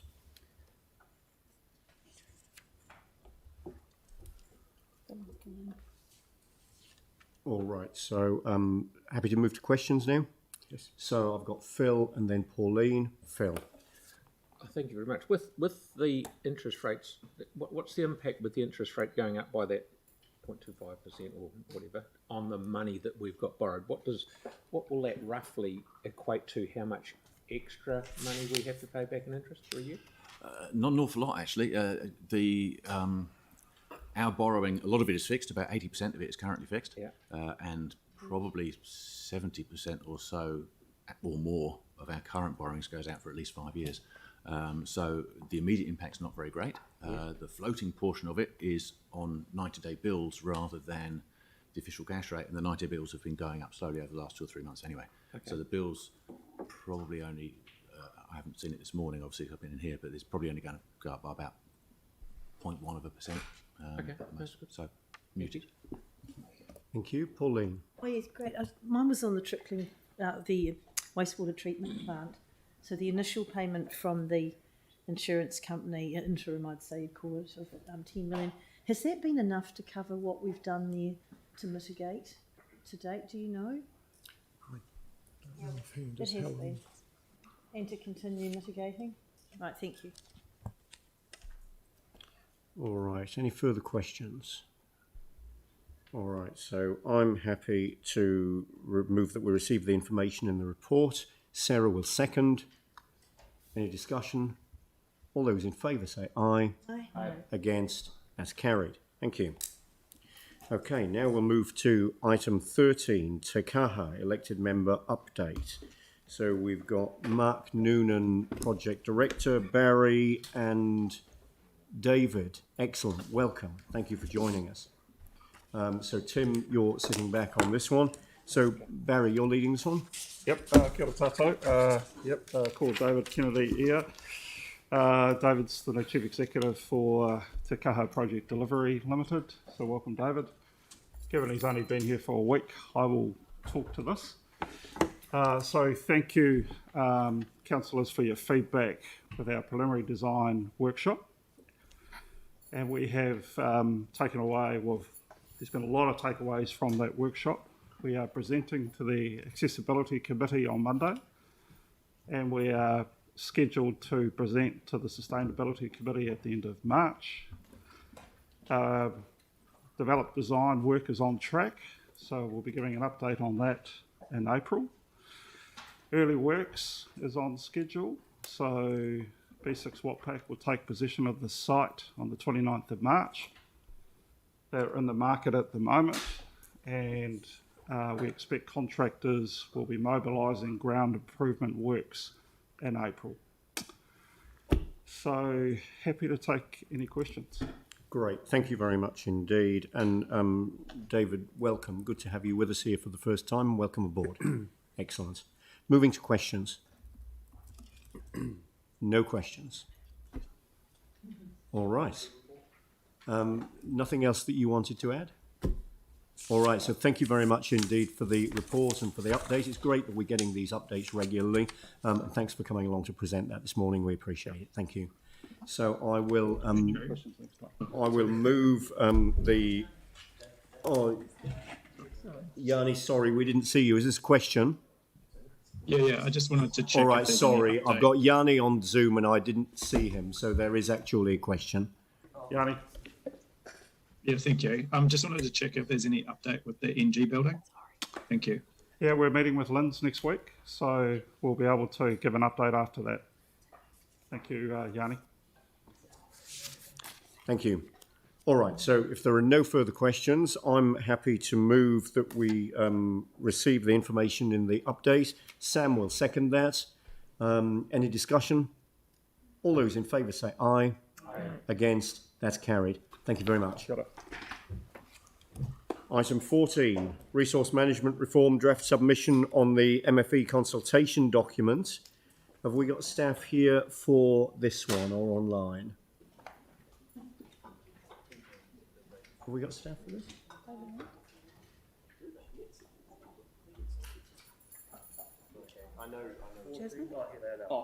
Right, okay. Perfect timing. So this is item 14.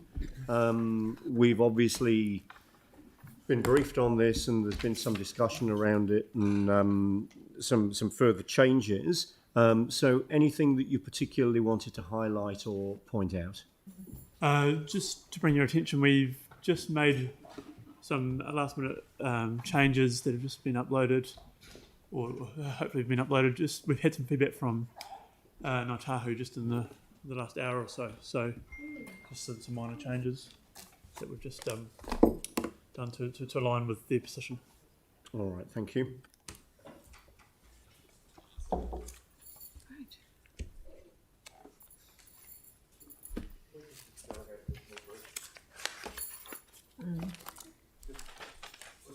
It was just around Helen's points, whether we could get staff commentary on. Yeah, absolutely. Yeah. Yep, absolutely.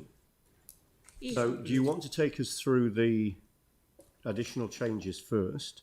Sure. And then if staff have got any comments on the matters that Helen Broughton raised in the matter that Helen Broughton raised in the deputation, because if you didn't cover that, I'm sure there'll be questions on it, so it might be worth covering that off up front. Sure, absolutely. Thank you all for considering this paper today. This paper's come to Finance and Performance as it's a committee of the whole and has delegation for approving submissions. Submissions often, as you'll appreciate, have limited timeframes, so yeah, we appreciate you pivoting to consider a planning matter today. Since the council briefing earlier this month, we have made some minor changes to the draft submission. That's in line with the feedback we've received from you as elected members, so thank you for that. Some minor wording changes to align our submission with the Canterbury Mayoral Forum's submission. And as David's just alluded to, we've just received comments and feedback from staff at Te Runanga o Ngāi Tahu. So we've worked those into the submission that's on the screen today. The submission points, I'm not sure you would have seen, or the changes from Ngāi Tahu, mainly centre on wording, references to iwi, hapu and mana whenua, just using consistent language there. And they did have a comment about the proposal for a national Māori entity, and that Ngāi Tahu representation should be considered mandatory on that national Māori entity. So I think we're happy to stand by that view as well and align our submission there.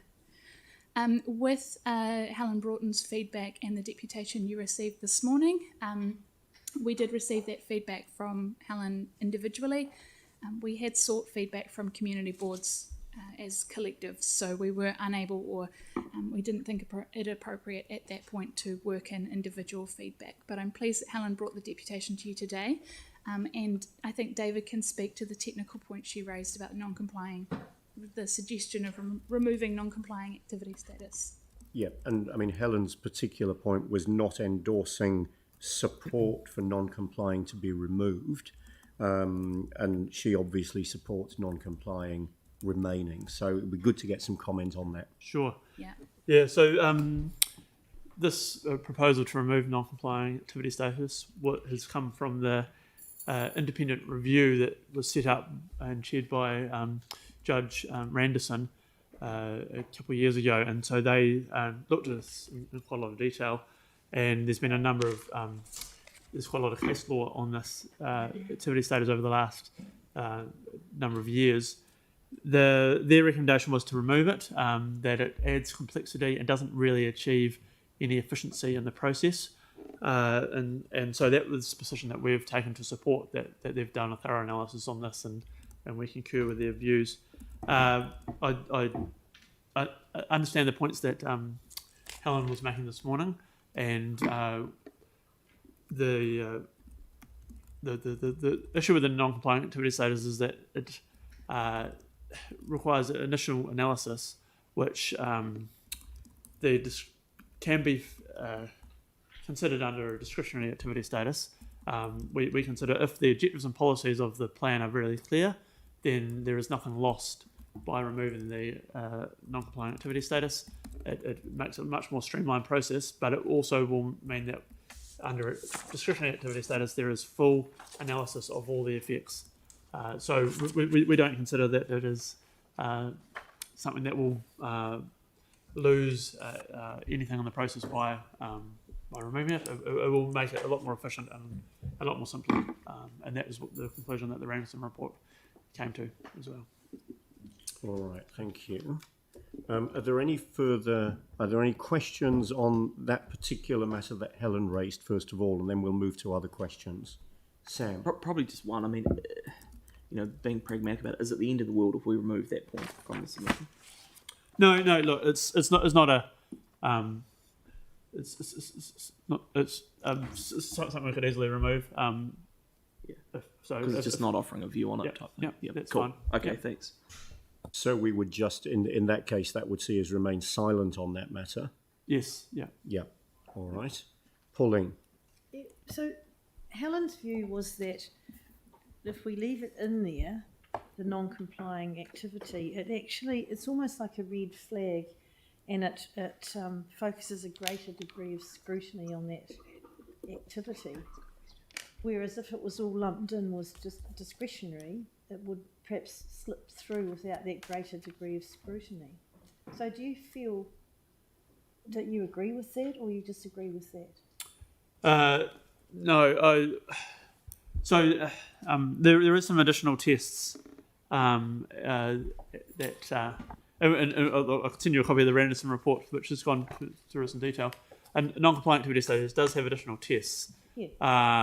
One of them is whether the effects will be minor. So these are just the quotes from the Randerson report. These additional tests result in an unnecessary debate on what constitutes a minor effect.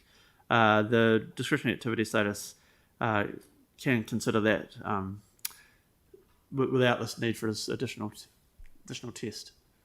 So a discretionary activity status is means the decision maker has full discretion to consider everything. So the Randerson report has concluded that it's not efficient to have an additional test when the decision maker can already consider everything. That's the conclusion of the Randerson report. Look, if you want to remove it, it's not a significant issue for us. We're happy to remain silent on it and leave it up for the Randerson. I'm concerned about it because I think it is an additional safety barrier, and I like the way that Helen pointed out the risks that are involved if you do take it out. And I'm wondering, rather than just staying silent on it, that actually we make a comment saying that we don't support that being removed.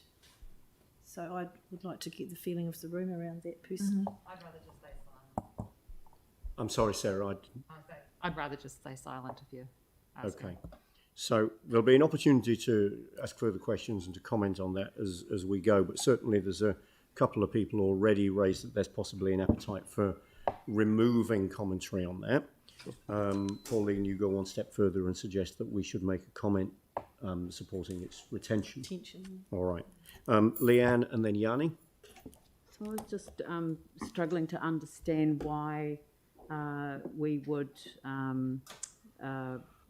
remove it from the submission or stay silent when the purpose of the reform is to make things more streamlined and easier, and that we don't lose anything. So we don't actually lose anything because the discretionary one is very broad. Yes. I mean, people get very confused because restricted discretionary is actually a much tighter provision, but discretionary is broad. So it does enable all of these issues to be looked at as appropriate. So I just wonder, in terms of our own district plan, and I'm sorry for asking this question because I don't know the answer, how much do we rely on the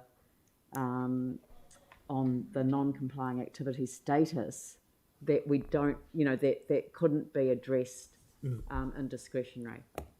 Yeah, that's the exact point that the Randerson report was making, that this is more efficient and doesn't lose much, and that's the same conclusion that the Independent Hearings Panel essentially made on our district plan. So there are very few non-complying activities in the district plan, and they considered that discretionary activity status provides all the benefits without making it more complex. So that's essentially where we were at with our own district plan. Thank you. Yanni. Yeah, I mean, I would support making comment around this. I do think we should retain non-complying activities. I think when the RMA, I just wanted to check with staff, my understanding is when the RMA was changed, that it was supposed to enable us to have more use of prohibited activities, but we don't seem to be doing that. And so, like, for example, just to give some examples of things that I would think it would be useful to have a non-complying process around would be things like petrol stations and village centres, or waste dumps, for example, in the middle of communities, like the car yards, the recycling metal thing, where you'd want to have. There's just some sorts of activities that just don't seem compatible. Is this a question, Yanni, or something that might be more appropriate? I'm just trying debate? to ask staff, like, is there any sorts of activities that they think that we should be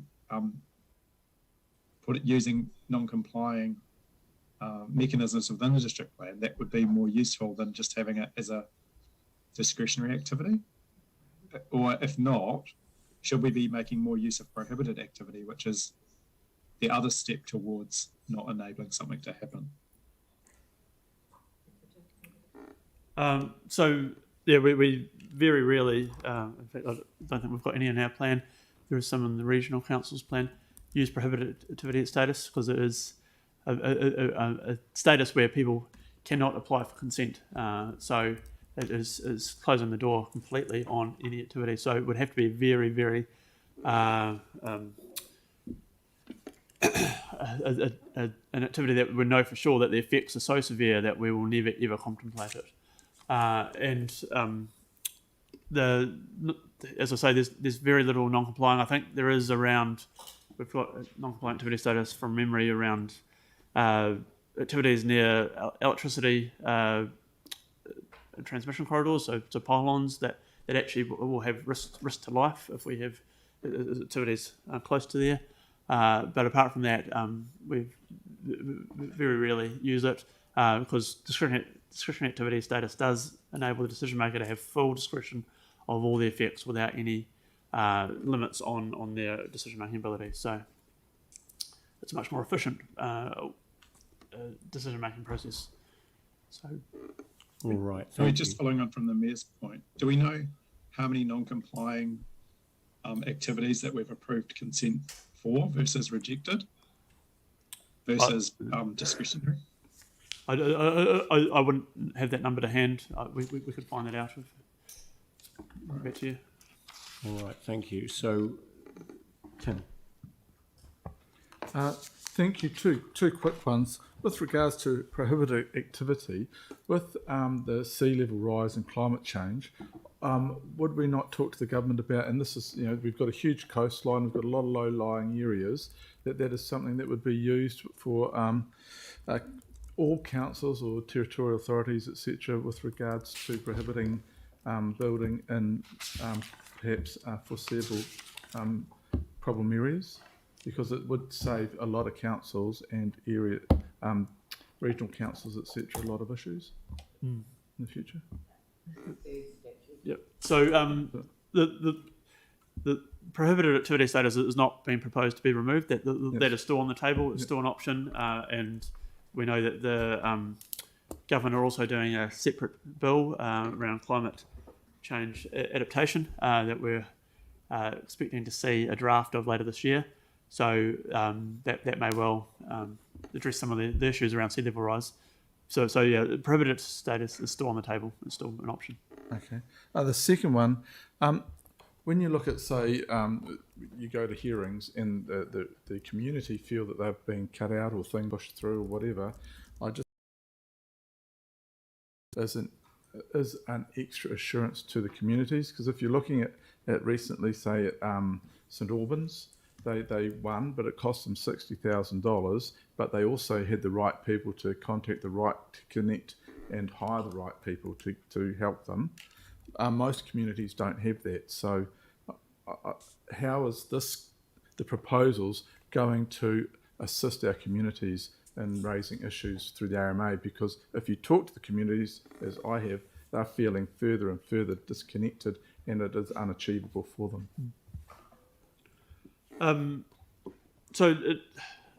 Just to be clear, the non-compliant activity status, there is still the option to grant consent for a non-compliant activity, and there are some consents that are granted, and happy is in response to Councillor Johansson's question to find out the figures of that. So it doesn't mean that non-compliant activities will not ever occur, and so that's the other risk of having additional activity status. It does give the perception that for the community that these activities won't occur when consent still could be granted. But the level, say, for a discretionary is easier to achieve than a non-complying activity. Not necessarily, but look, because the discretionary activity, you do have the full discretion for decision making. But happy to remove that point from the submission if that's where the.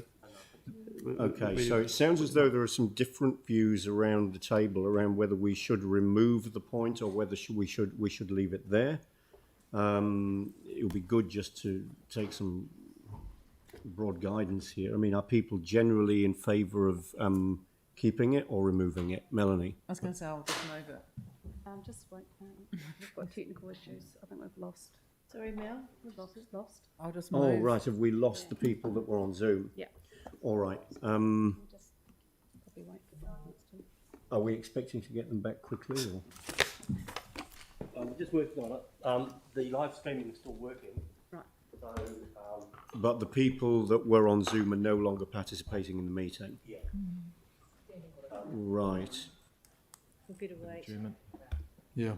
Okay, I'm wondering whether we should take morning tea now, come back and complete this item, then go to CCHL, then do the public excluded, then come back and do the remaining. So let's take 15 minutes for morning tea. Let's resume at 11:15, and we'll complete this item at that time when hopefully we've got the remote participants back. All right, so 15 minutes till 11:15. I'll adjourn until then. Thank you.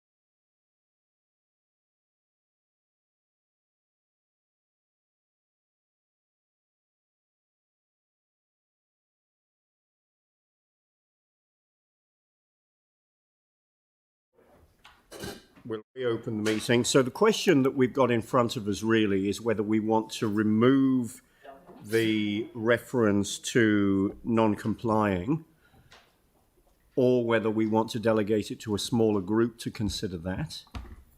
I mean, we have different sort of views. Well, probably similar. Why don't you meet in the end of it at the stage that don't happen on meeting? Well, I mean, there's... It might be that if we're comfortable to remove the reference and we're happy with the rest of the submission, then we can move on.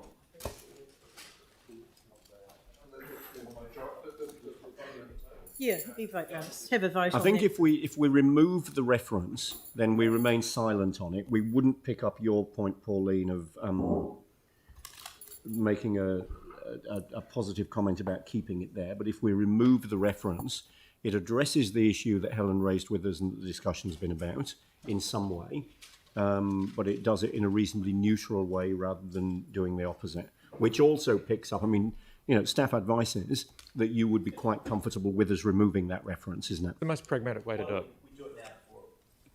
Yep, so proposal then is that we remove the reference. So Sam and Pauline, do you want to move and second that we... No, because I'd rather move that we positively state that we'd like to retain it, but I don't know if I've got the numbers to get that through. So if I don't, I'll support the staying silent. I'll second. Then I have a question then of staff if Pauline's going to move that. Okay, let's do that. Staff's professional view, would it be best either to leave it in or take it out and remain silent, or actually do what Pauline would like? And like, where do you draw that line? I think also recognising that this submission is one of a number of opportunities we will have to feed into the process over the next coming months. So we haven't got the draft legislation yet.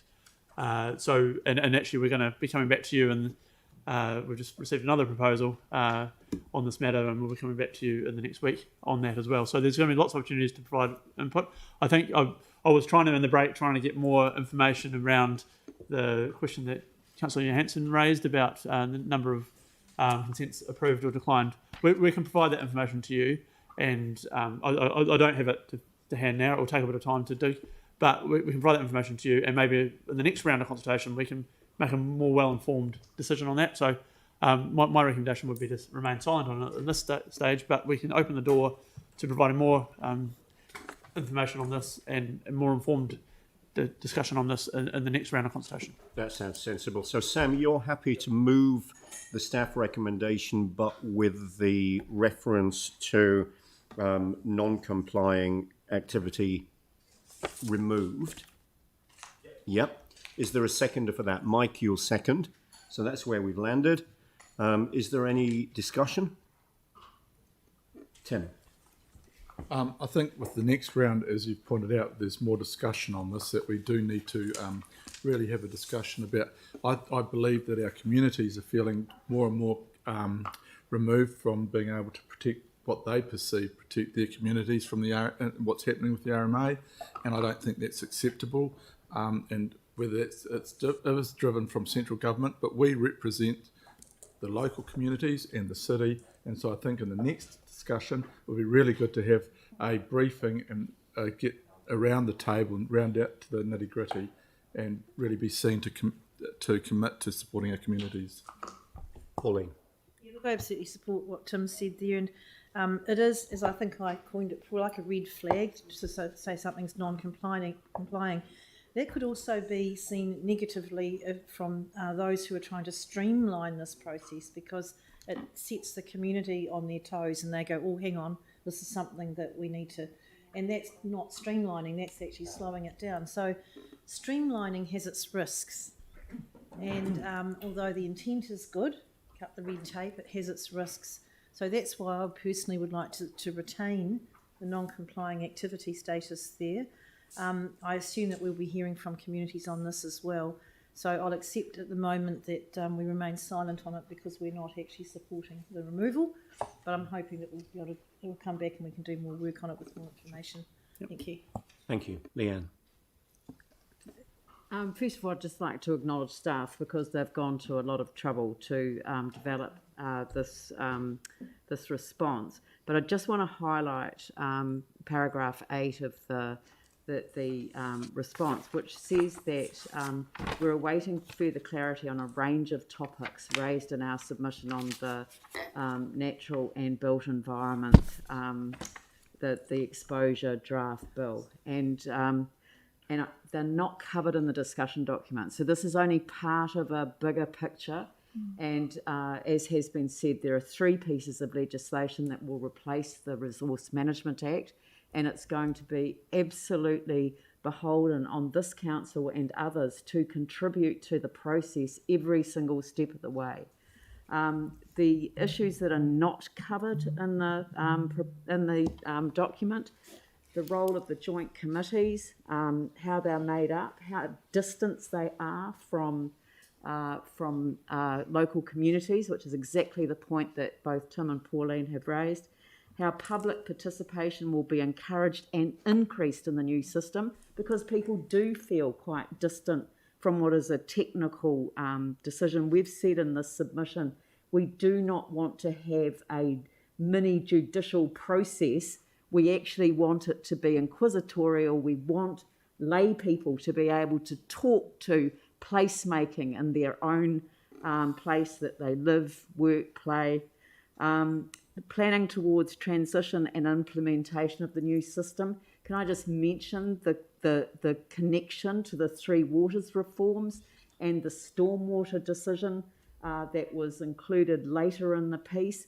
The fundamental position around stormwater is about a discharge decision made under resource planning law. It is not covered in the resource management reforms, but if we are to get clean rivers, clean lakes, clean streams, clean harbours, clean estuaries, then we are absolutely needing to focus on those things. And then the treatment of technical matters, the one that I'll highlight, is ensuring quality built environments. It's absolutely core critical. None of these are covered by this submission, but nobody can take their eye off the ball on that. Thank you. I'm comfortable where we've got to today. I think it was great that Helen raised the issue that she did in the deputation this morning. It's good that we were able to pick that up in some discussion and able to respond to the deputation and also take staff advice, realising, as has been said, that this is just one of a number of opportunities that we'll have to influence. So I'm very comfortable where we've ended up, realising that there will be other opportunities as well. So I'll put the motion. All those in favour say aye. Against, that's carried. Aye. Thank you. Kia ora. Thank you. All right. So now moving on to item 15, Christchurch City Holdings. So from here, we'll do the Christchurch City Holdings Q2 report, and then we'll move into public excluded, deal with the public excluded agenda, and then come out of public excluded and do the remainder of the open agenda at that time. So I'll vacate the chair. Sam, you'll come in, given that this is CCHL, and we'll proceed from there.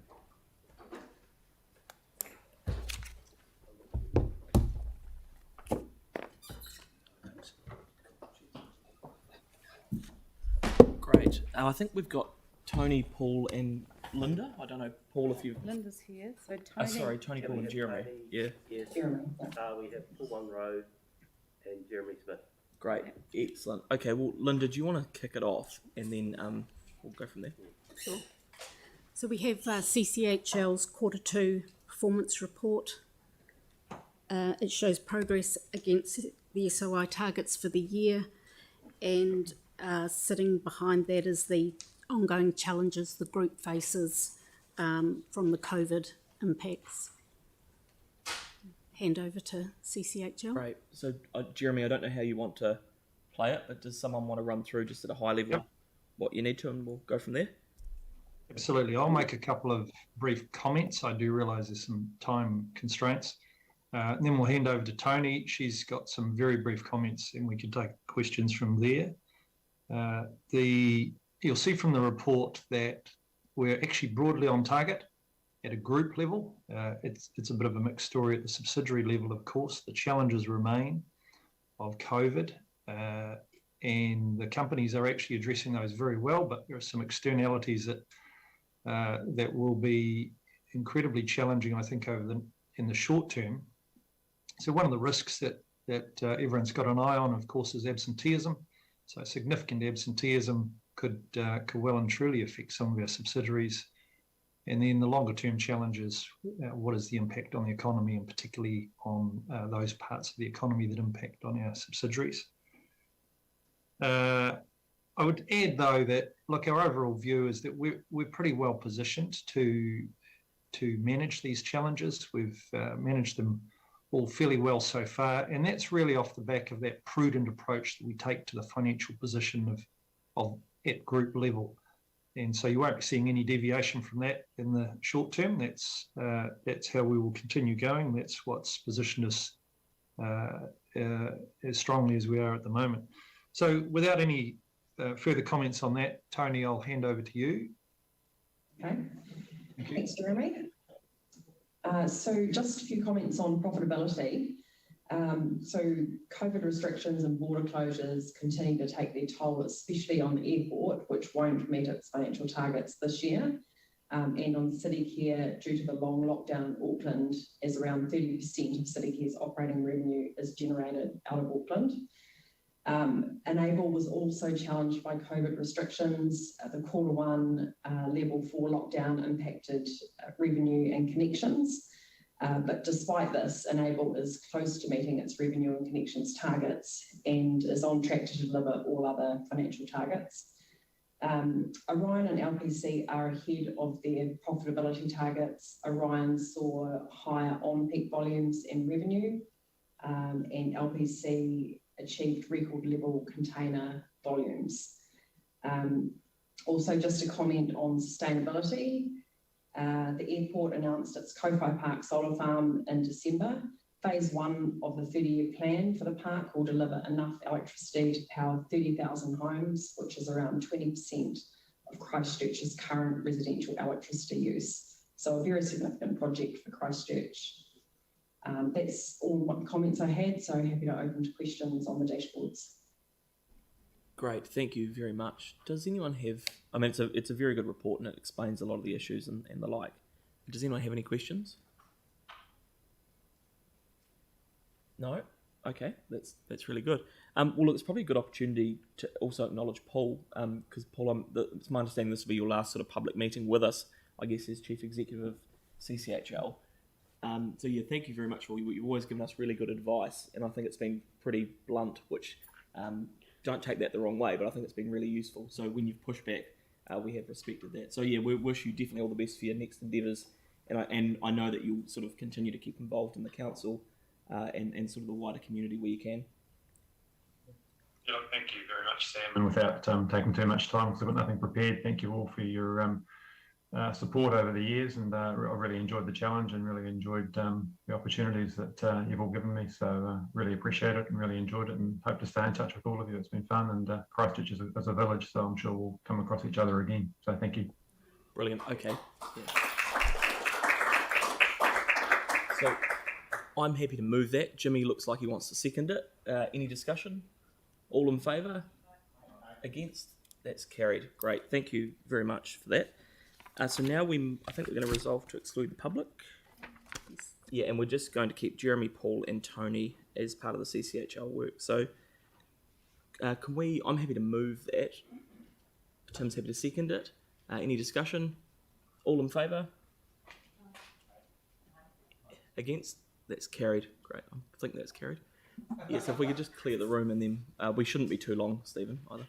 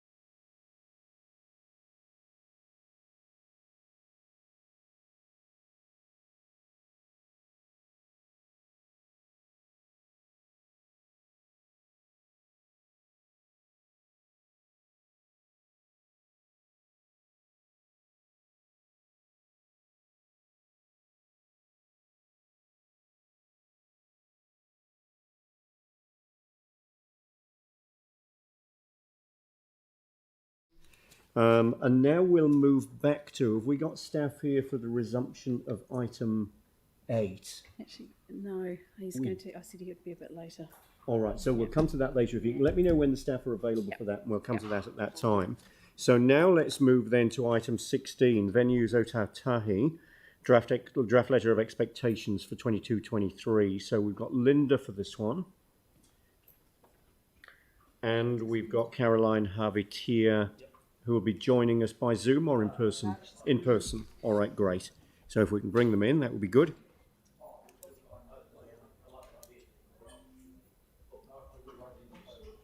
Yeah. Noting Tim's, Andrew. Yeah, noting, Tim, that you're sitting back. Yep. Can't believe how she lives in those things. All right, so this is item 16, the draft letter of expectations for Venues Otatahi. So Linda, I'll pass this to you just to make any introductory remarks, and then maybe Caroline, if you'd got some comments that you wanted to make as well, and then we'll move into questions. So Linda, over to you. Thank you. So this report is finalising the LOE for Venues Otatahi. It follows on from a workshop on the 8th of February. Coming out of that workshop was their request that we include something in the LOE about challenging Venues Otatahi to look at ways of increasing day-to-day vibrancy at the town hall, and that's been duly reflected in this LOE before you today. Great, thank you. Caroline, is there anything that you'd like to add? Look, I think we had a really good discussion at the workshop a couple of weeks back, and we embraced the opportunity to look at those ways to breathe more life and vibrancy into the day-to-day at the town hall, and we're looking forward to embarking on that journey. And other than that, I think we probably covered off most of what we needed to at the workshop, but obviously open to any questions, and we're not far off our having another workshop around our draft statement of intent, which will obviously respond to a whole lot of that. Great, thank you very much. So now moving to any questions. Are there any questions on this draft letter of expectation? Nothing?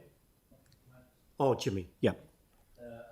5.2, the bullet point 1, those proposed the working group is temporary or is permanent.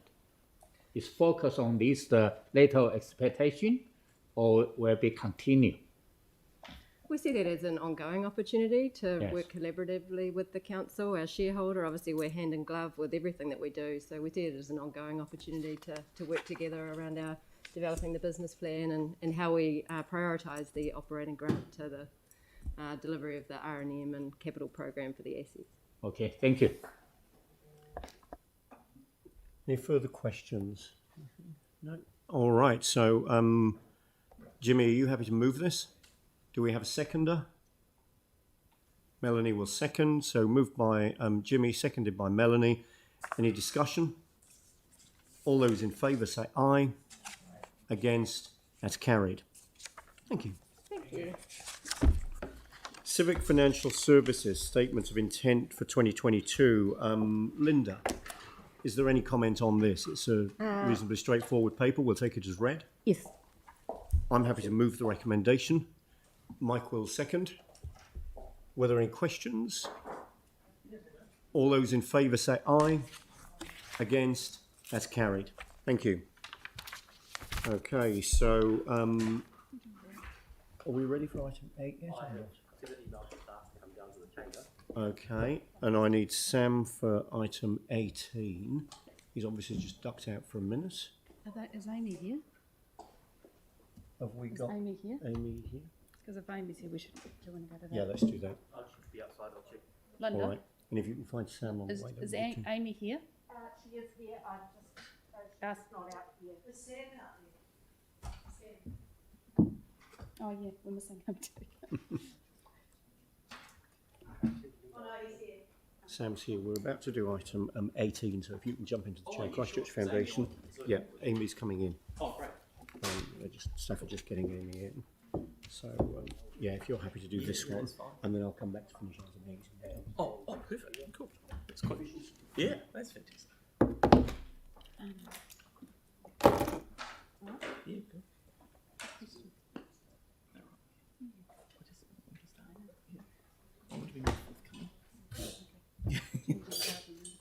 Yeah, true. She is here, but she's just not there. I've just texted. Well, does anyone have questions for Amy? Yanni, do you have any questions? No, he doesn't. Yanni doesn't have questions. Okay, so Mike's going to move it. We've all read it. I mean, I've been through it as well. Phil's going to second it. Any discussion? Oh, Jimmy. I mean, yeah, Jimmy. Sure. Well, no, that's okay. We'll wait. We'll wait. If it is it. Okay. Yeah. Okay, so we'll put that to the vote. All in favour? Against? That's carried. Great. Thank you, Jimmy. That's awesome. Thank you.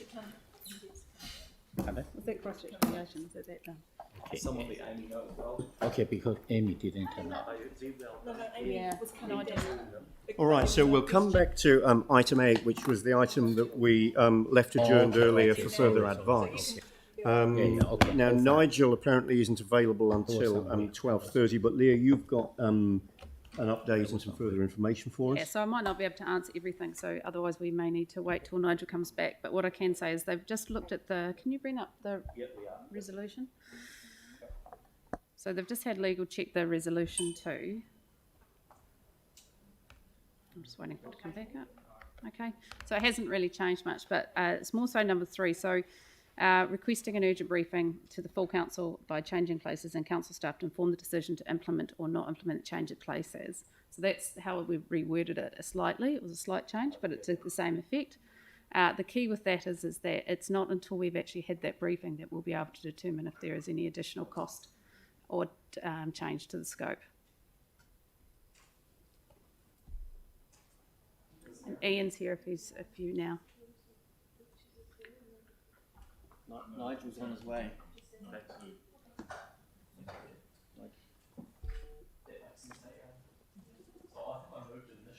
Are you're happy to move this now?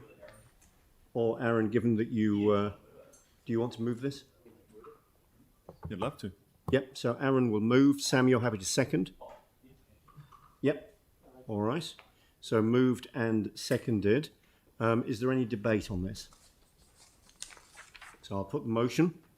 All those in favour say aye. Aye. Against? That's carried. Thank you.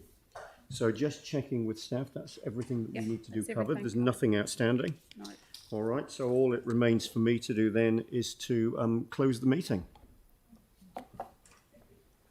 Kia hora te marino, kia whakapapa punamu te moana. Hei hora hi mātātou I rangi nei, aroha atu, aroha mai, tātou I a tātou katoa.